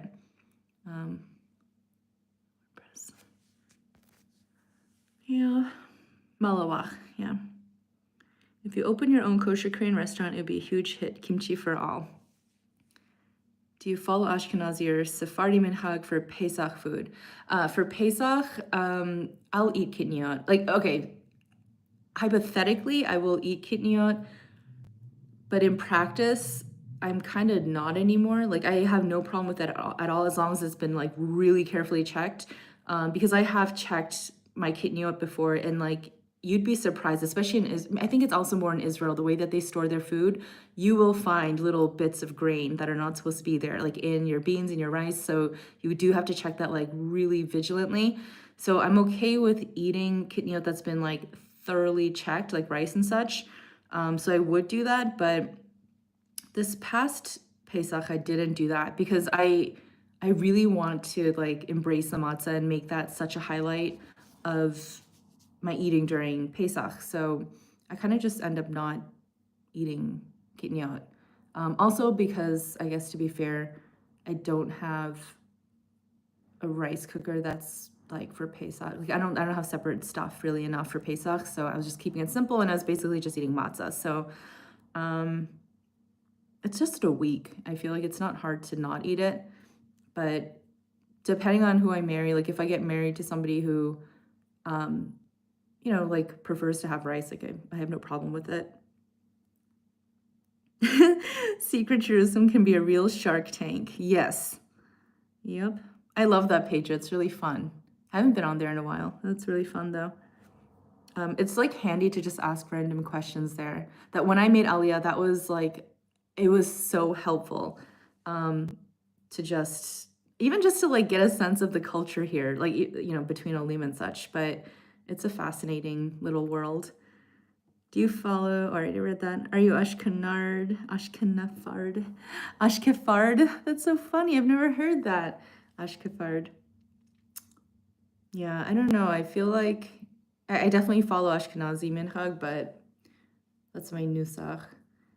I'm not like committed to it. It's not like, yeah, it really, it depends on who I'm gonna marry. If I get married and he's not Ashkenazi, like I'll just switch. I'm not so deep into it. Gute Nacht. Bye, lazy homeowner. Valor One, Hanukkah Sameach. Have you thought about starting a WhatsApp group for your online community? As someone who's in the beginning of Geared with my family, I've been really wanting more community. I feel like I can't handle more WhatsApp groups, but I do have a Discord. I think I have the link. It's my link. If you go on my community feed, you'll find my Discord. There's not a lot of people on there, but that's where you could actually just like chat, or if you have questions and stuff, it's kind of a nice way to chat. Tell me what your name, says Nurlan. So my name is Meorah. Meorah.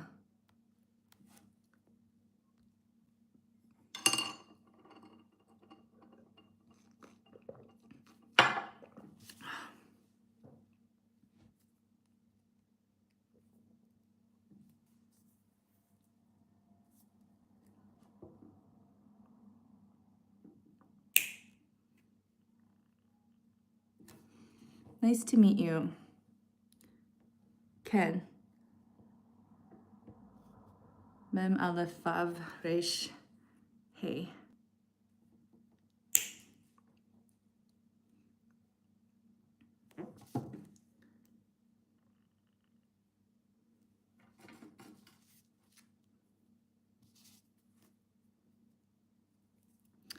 Why am I so sad that Hanukkah is almost over?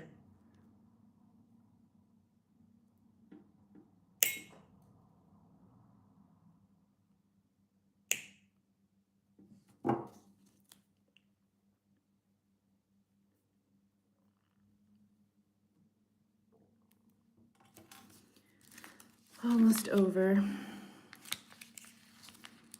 And this week is already almost done.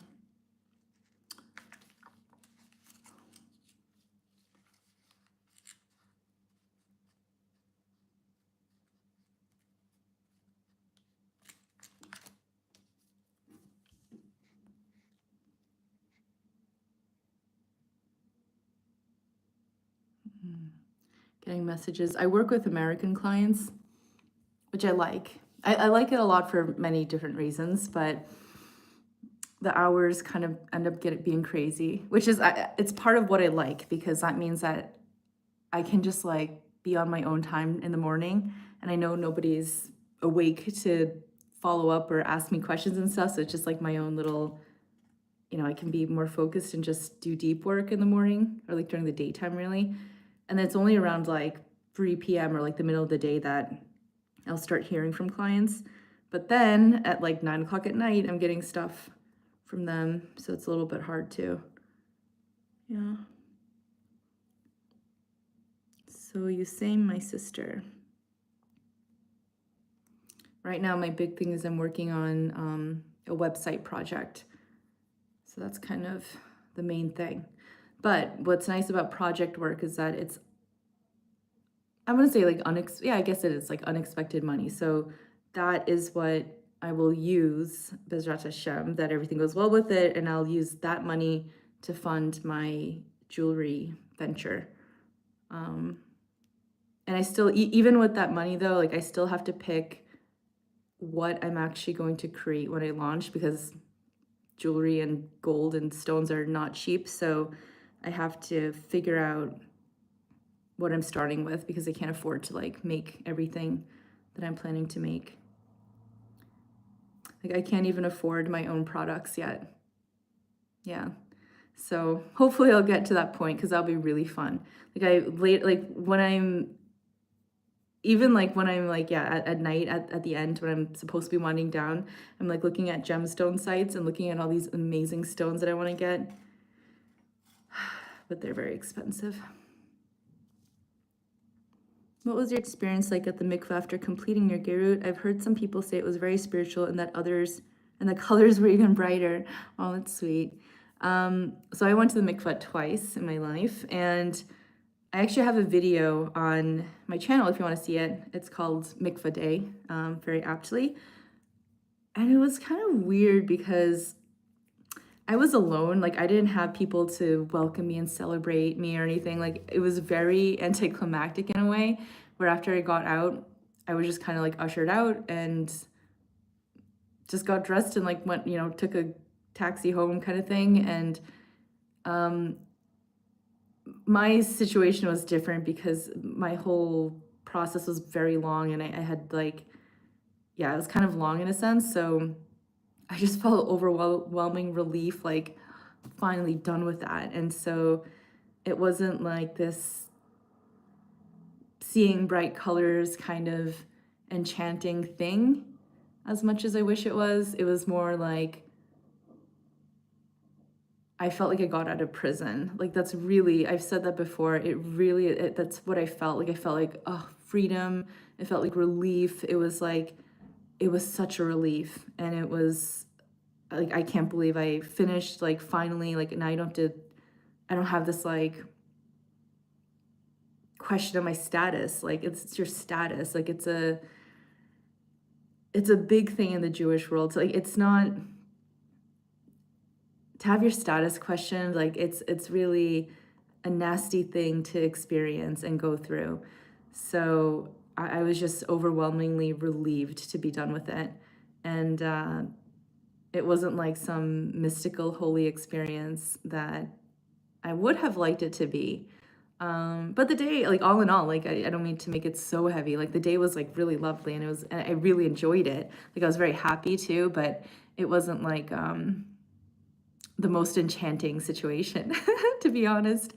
Yeah. Also probably because I was alone, and I just felt it was sort of just, okay, guess I'm calling it, my get and going now, like goodbye. It was just kind of weird in that way.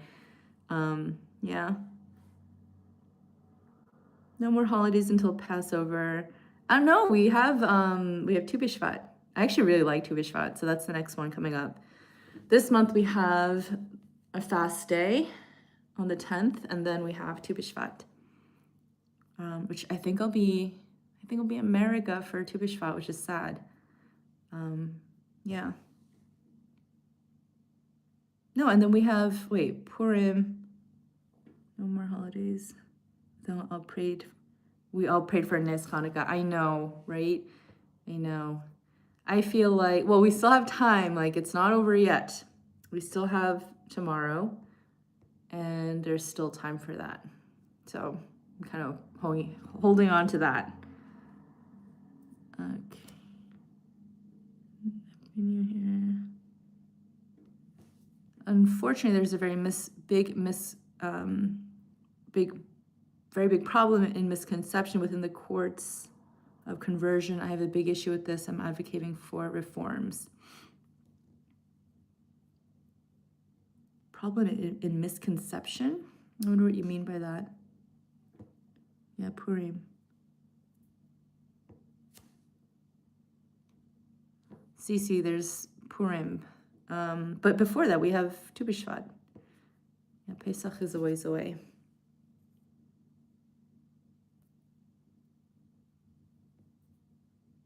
Why is time so fast now? Time is collapsing.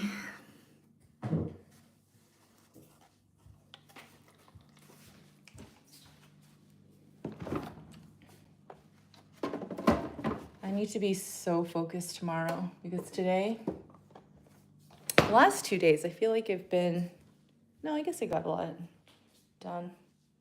Yeah, it's really when I don't do sit down computer work, I feel like I haven't worked, which is very weird. I did a lot of jewelry stuff today, actually. That was awesome. Very fun.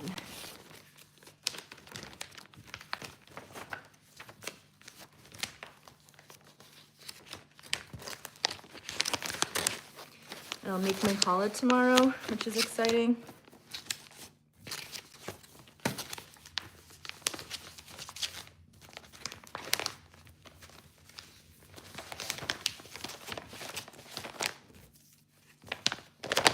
I'm not even that big of a fan. I mean, challah is good, but I prefer to have other breads than challah. But this is the one I'm gonna make tomorrow, just like a standard. This is from my new cookbook that I bought. And it's just like a, typical challah. We call it golden challah. My favorite bread is ciabatta. I like ciabatta and like frena, I don't know if I'm saying that right, that Moroccan bread. And baguettes, I like crustier breads more than challah.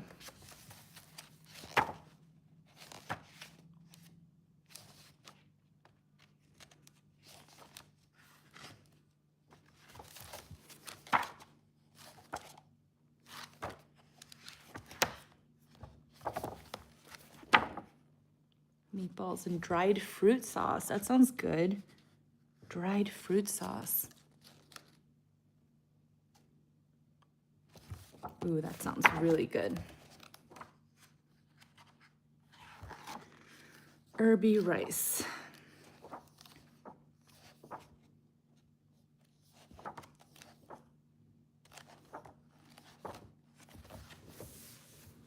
Yeah, I like Middle Eastern, Sephardi style.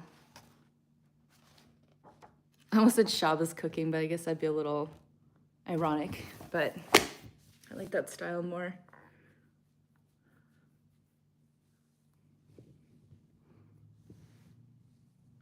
Let's go IDF.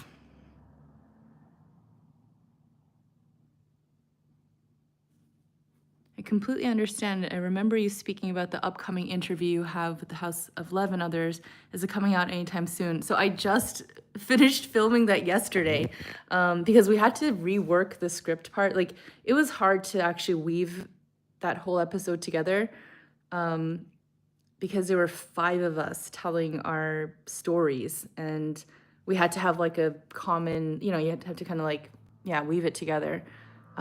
So they rewrote it a lot of times. I had like special requests on that one for certain things, and it's been through a good amount of editing. So we finished it, or they're still finishing it, but I finished my part yesterday, so it'll be out. So I actually did an interview on this channel called, his name is Ezekiel Caleb, or Caleb Ezekiel.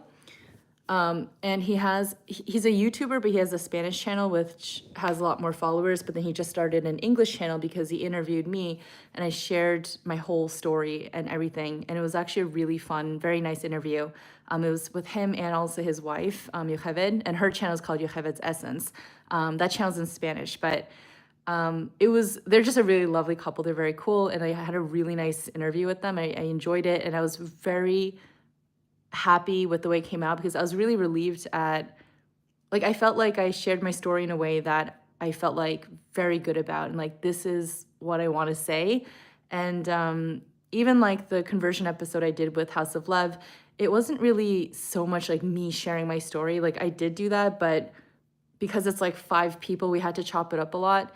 And I didn't really get into the nitty gritty, or like we didn't keep all that stuff in. And it was a little bit more me, like, sort of like hosting the episode and explaining everyone else's stories and kind of introducing people. So it's a little bit more like a hosting thing instead of me more like deep and personal about my personal story. And so I did that with that other channel. And I want to share that, but actually I have to contact him because the thumbnail says I was always a Jew. And I wasn't comfortable with having that being the thumbnail. Like, that's what it is right now. So I have on my list of things, like, I wanted to actually ask him if he wouldn't mind changing the text on the thumbnail before I start sharing it. But if you go on my Instagram, you can find it that way. He has like some teaser clips on the Instagram. Like on my reels, you can find the teaser clips. But it's Caleb Ezekiel is the name, but I think it's the same name, but he has one in Spanish and one in English. So the English one has only a few subscribers still, but his Spanish channel is pretty big. So you can find that there, and which is nice because then I can just tell people to watch that video instead of me explaining the whole story. It was like an hour-long interview, so it's pretty long, but it was really fun. And then I also did a podcast episode. It's also YouTube, but I think her podcast is bigger than the YouTube, with this woman named Jordana, and is it Jordana? Yes, Jordana. And her podcast is called Drink It In podcast. So that one's not out yet, but I also shared my conversion story there. So yeah, all 3 of those are coming soon. Conversions should be made much more simpler and comfortable, especially these days, and the return to Zion in the awakening is rising. So that was actually one of the questions that we addressed on the House of, like, the one that I did with the House of Love people. That's on Big Jewish Ideas. And we actually talked about that question, like, do you think conversion should be harder, or it's like good the level it's at? I actually said that I think, despite my process having been so long, I actually said that I think that it's at the right level right now. Some people disagreed, so it's kind of it's an interesting point that people discuss with conversion. Elon says, Moroccan food is good. That's what I grew up eating, and I do miss it. Yeah, the Moroccan food is very good. Yeah, Moroccans know how to cook. All the converts I've met in my life have been way better than people born Jewish. No offense, I'm Jewish, I can say that. I don't know what you mean by better, but maybe I'm assuming you mean like more religious or more, like into Judaism, which does happen a lot because, it's kind of natural for converts to, I guess not always, but oftentimes converts are very fiery, I think is a nice way to put it. Yeah, we can get into it. Blemishes you've seen others are a reflection of yourself. I won't comment on that. Okay. That's true. Chag Sameach. Shirley, shalom. Converts must be praised, not discriminated. Should be way more simple. It's a reflection of yourself. I think it's important to remember, though, that whether or not the process is simple or difficult, whether it's right or not, and I'm saying that specifically to like the politics that come into it and some of the interesting stories that do happen sometimes. Like I've heard of people, this is not with the Rabbanut, but like there are some Beit Din, like Bate Din, who is it Bate Dinim? Bate Din? I think Bate Din, who like I've heard stories like through the grapevine. Like I don't know anyone personally, so I will say that. Who have paid like thousands of dollars. I don't know for what, like to learn or something, but like I've heard that happening to people where they literally pay like 10,000. I've actually heard that like $10,000 to go through the process or something crazy like that, which it shouldn't cost you anything. Like I didn't pay anything, like not a shekel for this whole thing. Anyway, so there are, weird situations like that do happen, but I think it's important to remember that at the end of the day, it's all Hashem. So like that's just kind of what's happening on the surface. If Hashem says, I need you to go through this particular situation and it's going to be a little funky and a little weird and uncomfortable, that's specifically what that person needs to go through for whatever reason that they need to go through it. So I try not to be too critical of the system because the system is in place by Hashem, and it might not look nice on the surface sometimes, but everyone goes through such a unique path. Like everyone goes through what they specifically need to go through. Like me, like the fact that I went through such a long, it wasn't that my process was long. The process itself actually wasn't long, but I waited like over 10 years to actually do my conversion. So that was very unique to what I was going through and why I had to kind of go through that process. Like everyone basically has their tests set up, and that was part of my test. So I try not to think about it so much as like whether the system is failing people or not, because no matter what, everyone's going to go through their unique hurdles, their challenges. I love converts. I think they're really cool. More diversity, the better. In Europe, you must pay for administration fees, about 1,500 euros. That's a lot, actually. 1,015 to 1,500 euros. Sounds like a lot for admin fees. It doesn't sound unreasonable though. Like it is kind of high, but I think that makes sense. Hashem is in control. Facts. Yes, totally. Yeah. Without counting all the books, new modest dresses, and kosher food all during the process. Yeah. But money you spend on mitzvot all comes back to you. Tenfold. Maybe not tenfold, but it really, really always comes back to you. Like, they say you can spend whatever you want for Shabbat and like Hashem will pay it back. I really believe that. It totally comes true.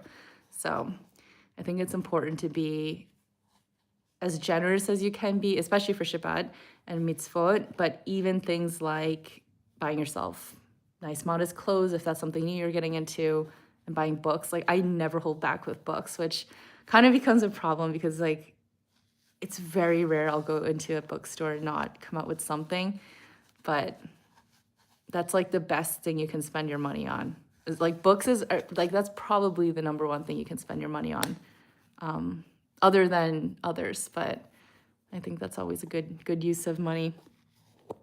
And also, like, people are always so helpful. Like, there's always, even if you really had zero money, people will always help you. Like, you don't have to pay for stuff to be Jewish. And I think people talk about that a lot, actually, in the conversion community, the convert community, about how expensive everything is. But it is expensive. I'm not going to say it's not. Like, there's a lot of money involved because there's a lot of stuff to do, and like everything kind of adds up. But if you don't have money, like, it's still, like, there's always beautiful Chabad. There's always people who want to help you. Like, it's always very possible. You just have to ask. And people love, like, being able to help you with a mitzvah. Like, what a treat. So it's not even like it's a burden. People are, like, really excited if you ask them for help. Plus Hebrew classes. Yes, and throw on the Hebrew classes. It's another whole thing. And if you're, like, synagogue membership isn't as much of a thing here in Israel. Some people still do it. It's more like Anglo communities, but in the States, like, you throw on a synagogue membership and you're talking, like, at least a few $1,000s a year. Like, it can add up like that. And that's just, like, for a single person. I can't even imagine if you have, like, a big family, how expensive life gets. I think we should have more African American converts. They're really cool. The Creator still wants us to go by with the Torah, and unfortunately, there are rabbis that are working on changing what's going on in the conversion system out of misconceptions. I wonder what misconceptions you keep referring to. I'm kind of curious. Lance says, me too, I'm dangerous, going to a Sepharim store, LOL. Yeah, but it's so fun. I always have books that, I have a lot of books I need to catch up on. Yeah, I will get to them. But it's always nice to build up a collection. Actually, when I go back to the States, I have so many books. Like when I made Aliyah, I barely brought any books. I just brought, a few. And so a lot of nice books I have there. My copy of Tanya is there. And when I bought it, I had no idea what I was doing and I could barely understand it. And I barely read it because it was obviously way up over my head at the time. But now I'm really excited to get that copy back. So I'm excited for my Tanya. I'm excited for, what else do I have there? I have my, oh yeah. Yeah, I'm gonna have to, maybe I'll ship some stuff. That might be better. I have many things I want to bring back. I'm afraid I need to give myself a reasonable budget for things that I'm gonna buy when I'm there.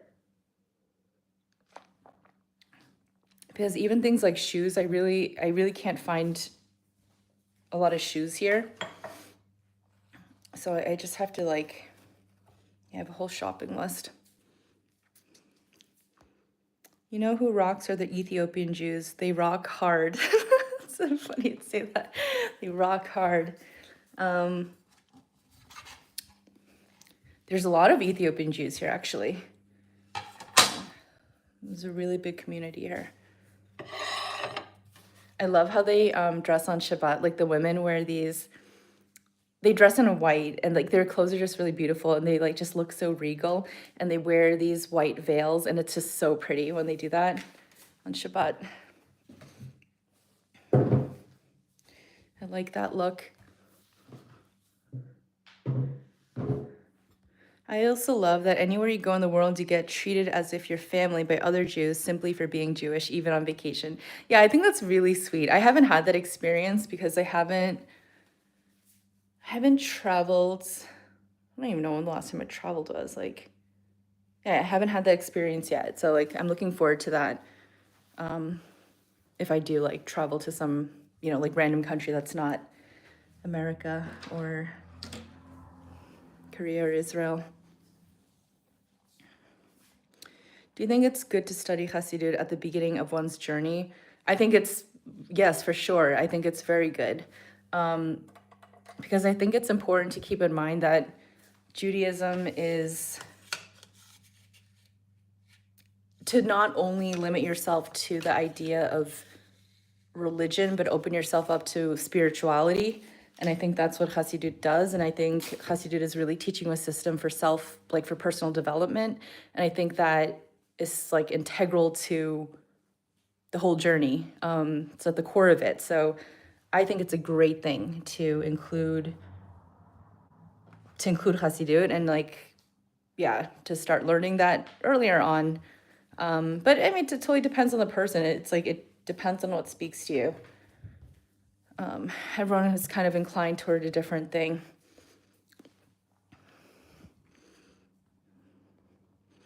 Where are you from? I'm from Massachusetts.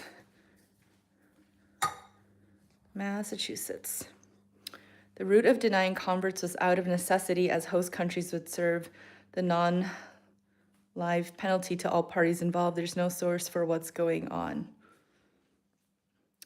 I don't think they deny converts here, not in Israel.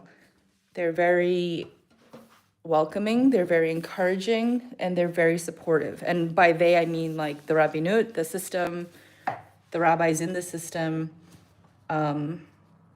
they're here to help. Like I really, I think they get, I think, and I don't know what system you're talking about, like, because there are different courts and such, but I feel like they get more of a bad rap than they should. And obviously everyone's experience is different, but by and large, I just think I feel very confident about the system, having gone through it. So, yeah.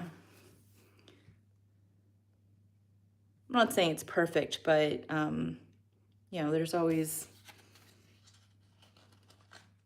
I guess it depends on your particular Beit Din, but I don't know, mine was really great.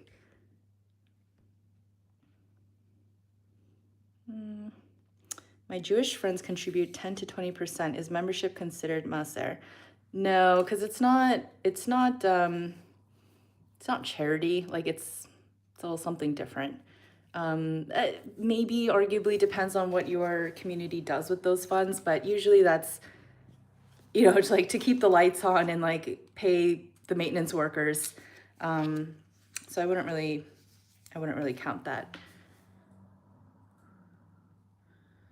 Well, your family, like literally, like genetically, only 3 conditions I put forth when someone wants to join the Jewish nation. The first one is, do they want to be part of the Jewish nation, is the most important part. Obviously, rabbis today are mostly in the misconception realm. Yeah. I live in Mass. Ah, you live in Massachusetts. I never meet people from Massachusetts here. And it's like, I love Massachusetts. And I feel like I've met, no exaggeration, I feel like I've met like a handful, if not less, people who are from Massachusetts here. I don't know where they all are. But like everyone here is from like, New York or Miami or LA or something, or New Jersey. And I never find other Massachusetts. So that's nice.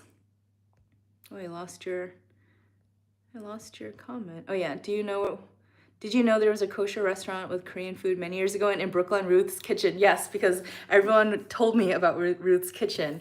I've heard that many times. Yeah. I wonder if it was no, it wasn't. Yeah, no, but a couple, I've heard of it. It's too bad it's not still around. Now I go to, there's like the one Chinese restaurant there. No, it's not called Tom China anymore. It used to be called that, but I like that place. I'm excited to have it again. You're a Scorpio, right? I find a lot of people who become religious later in life are deep Scorpios, spelled wrong.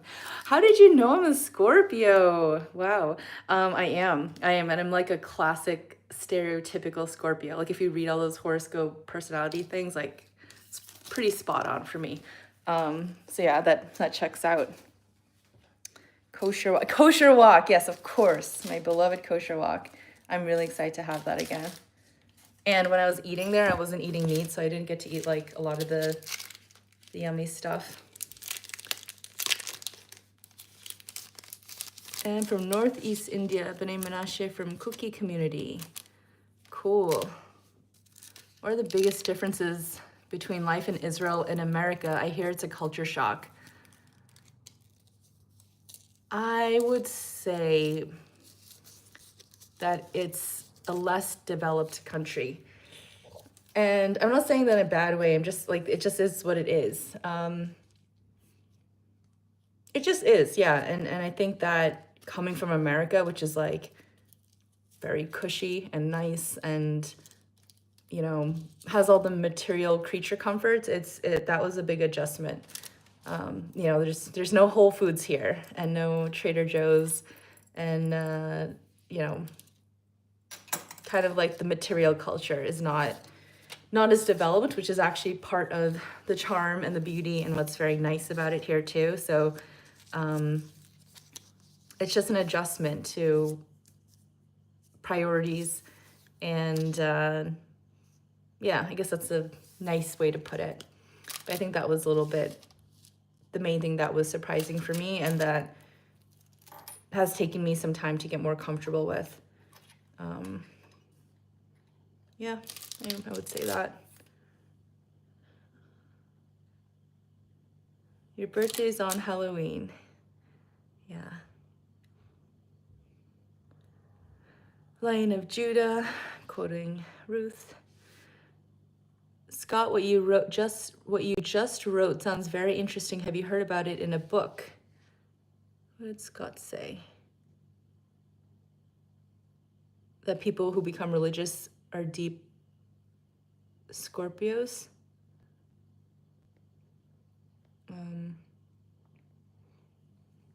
Yosef says, a big problem is they think you need to become a rabbi to become Jewish, which is totally wrong, because you become Jewish, then you study the amount of studying and topics I've heard people questioned. Not sure about that.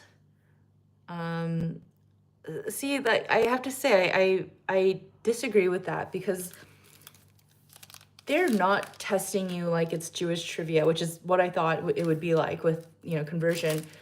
They don't care if you don't know everything when you're converting. What they care about is how earnest you are, how much you've done your best to learn as much as you can in the time frame that you've had, and really trusting that you have a community, resources, guidance, and a good head on your shoulders to find out answers to questions you don't know. So you don't need to know everything. They don't expect you to be like a rabbi and have like all this crazy knowledge, but they want to see a good enough evidence that you at least aspire to get there, and that even with your lack of knowledge or limited knowledge, you know how to navigate the world, like the Jewish world, enough so to get proper answers. I think that's what they're looking for, more so than, do you have like the knowledge of a rabbi, and seeing how knowledgeable you are. So yeah, I don't think it's that bad. I think it's really like they're really looking for the whole story, and it's also very custom. Like it's not one size fits all. They do a good job of meeting you where you are and assessing each candidate individually, which I didn't expect that. I thought it'd be a little bit more cookie cutter because it's like a bureaucracy after all. And I was pleasantly surprised at the fact that it wasn't handled like that. It was very much unique to each person. Like even the questions that they ask you at the Beit Din, it depends on who you are, what your story is, and like what they're trying to assess out of you, which will be totally different from one person to the next. And I think that custom tailored approach is really nice. No, just my experience in yeshiva. Everyone was a Scorpio. That's funny. Our forefathers said we are from B'nai Menashe, but we look like Chinese, Korean, Northeast India. Yeah, it's so interesting to me that Indian Jews, Indians are Asian, but they look like my type of Asian. And I get such a kick out of that. I think it's so cool. I learned in Sfat, it was super spiritual, very cool, highly recommended. Yeah. Also, maybe that was a bias too, because you were in Sfat, so maybe you're surrounded all the more so by Scorpios. It's a very Scorpio-esque place to be. I only went there once, and I really liked it. It's so far from here. If I had a car, I would go there so much more. Life goals to get a car. I miss having a car. I have to sell some gemstones so I can have a car again. Okay, I'm gonna take another sip of my coconut water. Say main shalosh, and then I have to daven mariv, do a little bit of work, and then go to sleep I think I'll go to sleep early today, which will be quite a treat. By early, I mean like it's like 9:30 now. If I can go to sleep at 11, that'll be nice. 11, and I get 5 hours of sleep. 5 to 5.5. Sounds like a great evening. Okay, so we still have one more day of Hanukkah. We're still in our day of Hanukkah. There's still time for miracles, so keep praying for them. And I definitely will too tomorrow. And I have a new name. I'm gonna put this name in my siddur so I remember to pray for you tomorrow.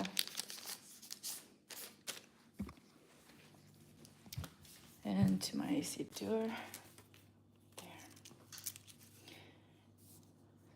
I have now like a little list of things I'm praying for, and actually I laminated it.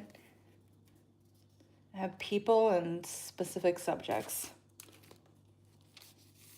And I added this name. Okie doke. Thank you guys for spending some of Hanukkah with me. And I hope you guys have a great rest of your Hanukkah and happy Gregorian New Year. Not as important, but it's still cool that it's 2025. And Rosh Chodesh. Happy Rosh Chodesh. Tevet. See miracles. Laila Tov. Amen. Chin Cookie Mitzvah, we're from the same root. Our family members of Israel pray for you. We'll have a beautiful Hanukkah. Same to you. Happy Hanukkah. Okay, bye-bye, guys. Eat out.